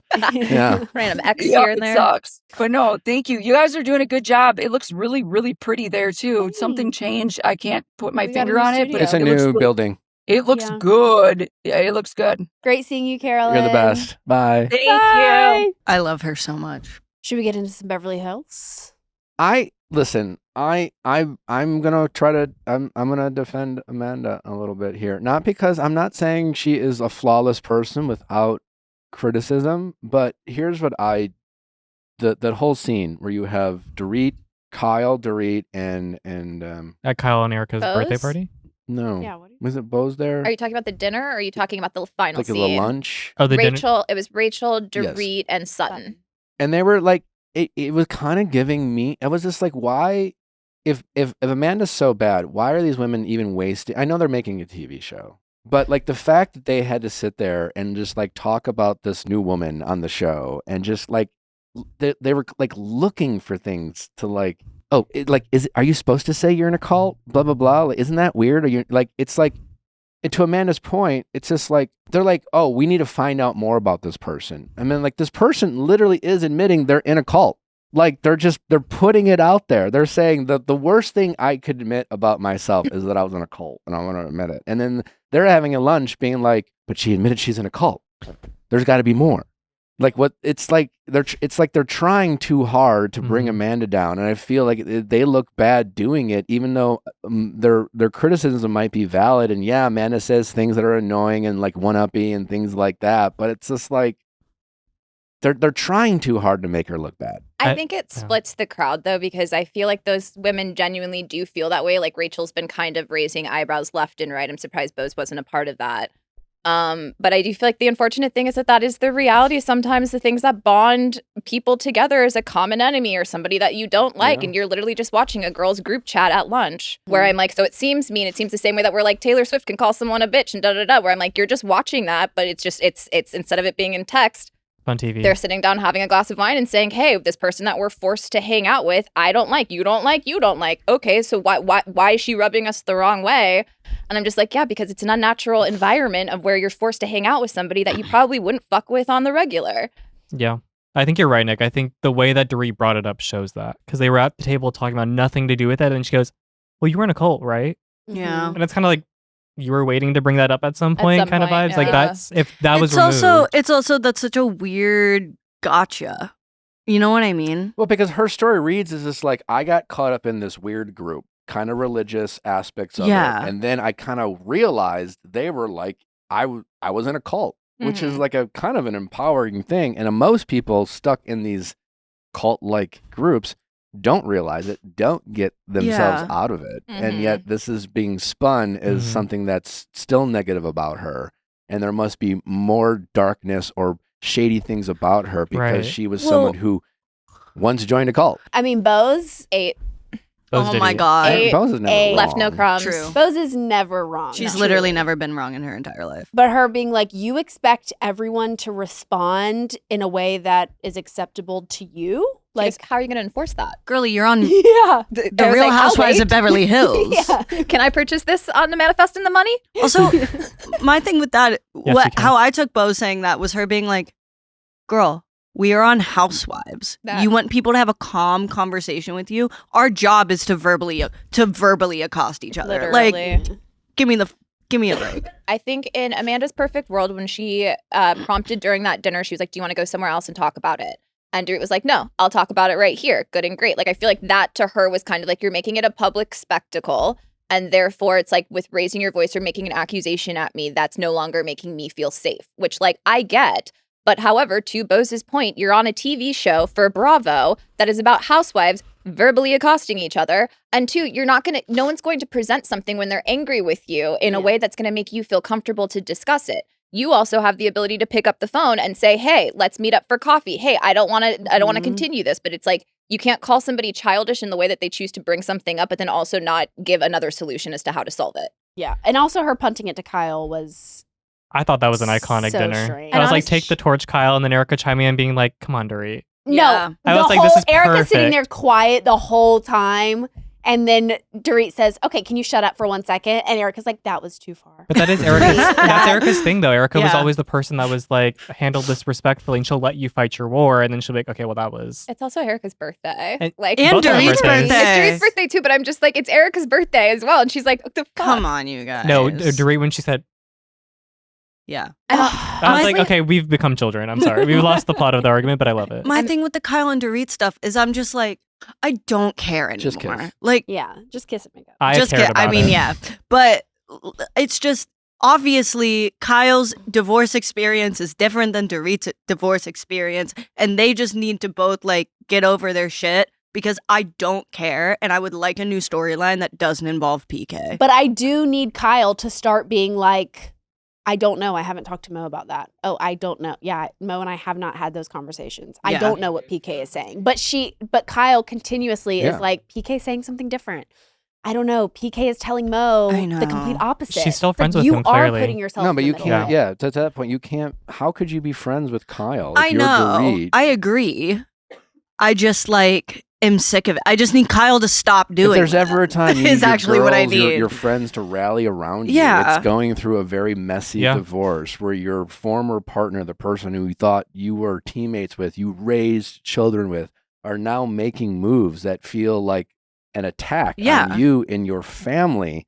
And yeah, Kyle's like, "Oh, but I've heard." It's like, one of the most frustrating things someone can say to you when they're like making an argument was like, well, just, other people are saying that, like stuff like that where you kind of Yeah. speak for other people, like more that they don't. That's it just, not what I heard. It's not what I heard. Yeah. It just mentally fucks with you. Yeah. And like the Dorit's fragile state of mind in this Mhm. very fragile time to like not be entirely sure if Kyle is on your side. And because Kyle has like what the dream divorce, it seems like. I don't know what it's like to be in Kyle's shoes. I understand that divorce is What we see difficult, on TV, Kyle has. but what we see yeah. is she still has this very respectful, very beautiful relationship with her still husband, who still values the family, who still like Mo's whatever he's doing on the side. The fact that he's DJing now is Oh my wild. God, I was going to wait. Like, DJ Momentum. That was No, wild. Momentum. What? I'm done. Crazy. I'm done. What is so the new That midlife was- crisis? I'm convinced is DJ. instead of buying a Corvette or a sports car, now you'll just get a fucking tape deck and fucking now It's a you're a career. DJ. But that's the thing. Yeah. Like Kyle's biggest problem in this divorce is her ex-husband, I guess, legally whatever, is DJing and still willing to make fun of himself, and he can roll his eyes at himself, and his daughters can give him shit, and they can still come together as a family. Meanwhile, PK's trying to it must feel to Dorit that he's trying to destroy her. Yeah. But And anytime Kyle suggests that she's heard something different, or that she Mhm. doesn't totally believe Dorit, must be so like infuriating, and just like honestly feels like she's not my friend. I do wonder too, where I'm like, I kind of feel like Dorit has a little bit of not jealousy. What's the word I'm looking for? But like in the sense of like she Resentment. feels like Kyle could never resentment maybe because Kyle can't put herself in Dorit's shoes because she hasn't experienced a She can't. divorce and like that. she doesn't. She's not trying to either. Exactly. But I'm like, because that's the thing where I'm like, I don't think that the advice that Kyle gave was wrong or bad by any means. That it's like at the end of the day, we've watched it happen with Erica with her lawsuit, that it's like they will go back and they can take things out of context. And if you're sitting here saying that he's a terrible father and all that stuff and he can prove otherwise, what does that mean for your custody? Like, so it's like for what Kyle's saying is not bad advice. It's how she's going about it and when she's trying to present it, which I'm just like, The Time amount and of place. the amount of boring scenes I get of one-on-one fucking housewives conversations. Why can't this be one of them? Yeah. Because that one would actually be worth watching and make sense being like, hey, I'm coming to you because like I love you and I care about you and I know that we've been estranged and it's hard to like hear what I'm saying because I'm not in your shoes, but I'm saying this because I care about you. But when it seems like you're going to Amanda Francis of all people, who knows her the least, and talking to other cast members about it, then it doesn't come off as genuine when you say it at the dinner table. But it also does make sense as to why she accepts it coming from Bose versus Kyle. Exactly. Oh, that Because- was so good. I mean, that was a great flashback. She's like, yeah. But yeah, it is coming from it seems like all she wants to hear from Kyle is Like, I hear you, I see you, and yeah. I'm sorry that this is happening to you. And like, I wish that he could stop. I wish he would Yeah. stop. With the Kyle and Amanda stuff specific. Whoa, Kyle and Amanda. Sorry. Too The many Bravo of them. crossovers universe. Anyway, well, with Beverly Hills, Kyle and Amanda, Crystal actually on Humble Brag was saying something interesting, which was that Kyle just wants a good show. And so in her perspective, so when I was watching Beverly Hills after like listening to that episode, I was like, the way Kyle kind of works Dorit is very much, there is a potential that it's like she's continuing this narrative about PK to make a show versus to be there for her friend. I don't know. Could be. if I got invited to guest DJ, would you support that? No. What's on your playlist? No. Because you have to practice. Okay? You can't just show up and like know how to work a turntable. You're also about to have three But children. What if it was just I have always had a dream. Have you had a dream? I'm sorry. You should have chased that earlier in life. babe. Like, There's got to be a list, right? your There's got to time be a is list of like a fast. bucket list of things we haven't accomplished yet. Like maybe we put that one down like a little. Do you have I- a gut dream to be a DJ? No. Do you think Did you ever think it was cool? Mo would ever open for Kyle? Since Kyle got to start first. I don't know. I Nightmare feel like after BravoCon nightmare. I'm and Day there. 2. Divorce Con? I'm Oh, Divorce Con. God, Divorce they con? would. It would be like too. BravoCon Day 2, DJ Mo at 9:30 a.m. Just so you know, all the DJ sets start at 9:30 a.m. at Oh my BravoCon. God. So early. Sick. These people are getting hype for Kyle is DJ way- Dorinda Medley. Kyle's way too late though. And then Kyle's was at 1:30 Yeah, that a.m., which was- also checks out. Yeah. Of course. He was like, I don't want the morning. I don't BravoCon. No. Like I No, can no, be in no, bed no, at Well, a you no, decent know, time. yeah, Mo and Kyle can do day shift, night shift. There you go. There we go. I don't know. Tag Mo's team out it. there at night too. Yeah, sure. I'd go. I'd watch. I'd support. You'd be in the streets. I would support too, yeah. Yeah. I'll be at home in bed asleep.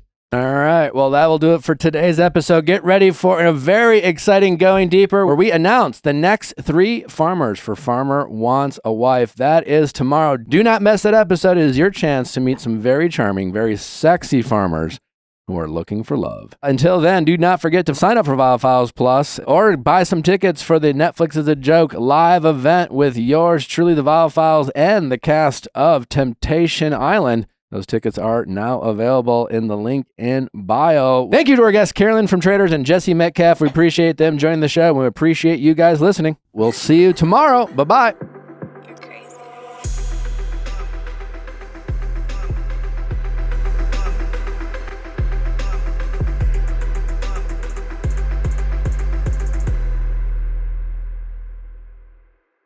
Hey guys, if you loved what you listened to, make sure you hit that subscribe button below. Thanks for listening. We'll see you next time.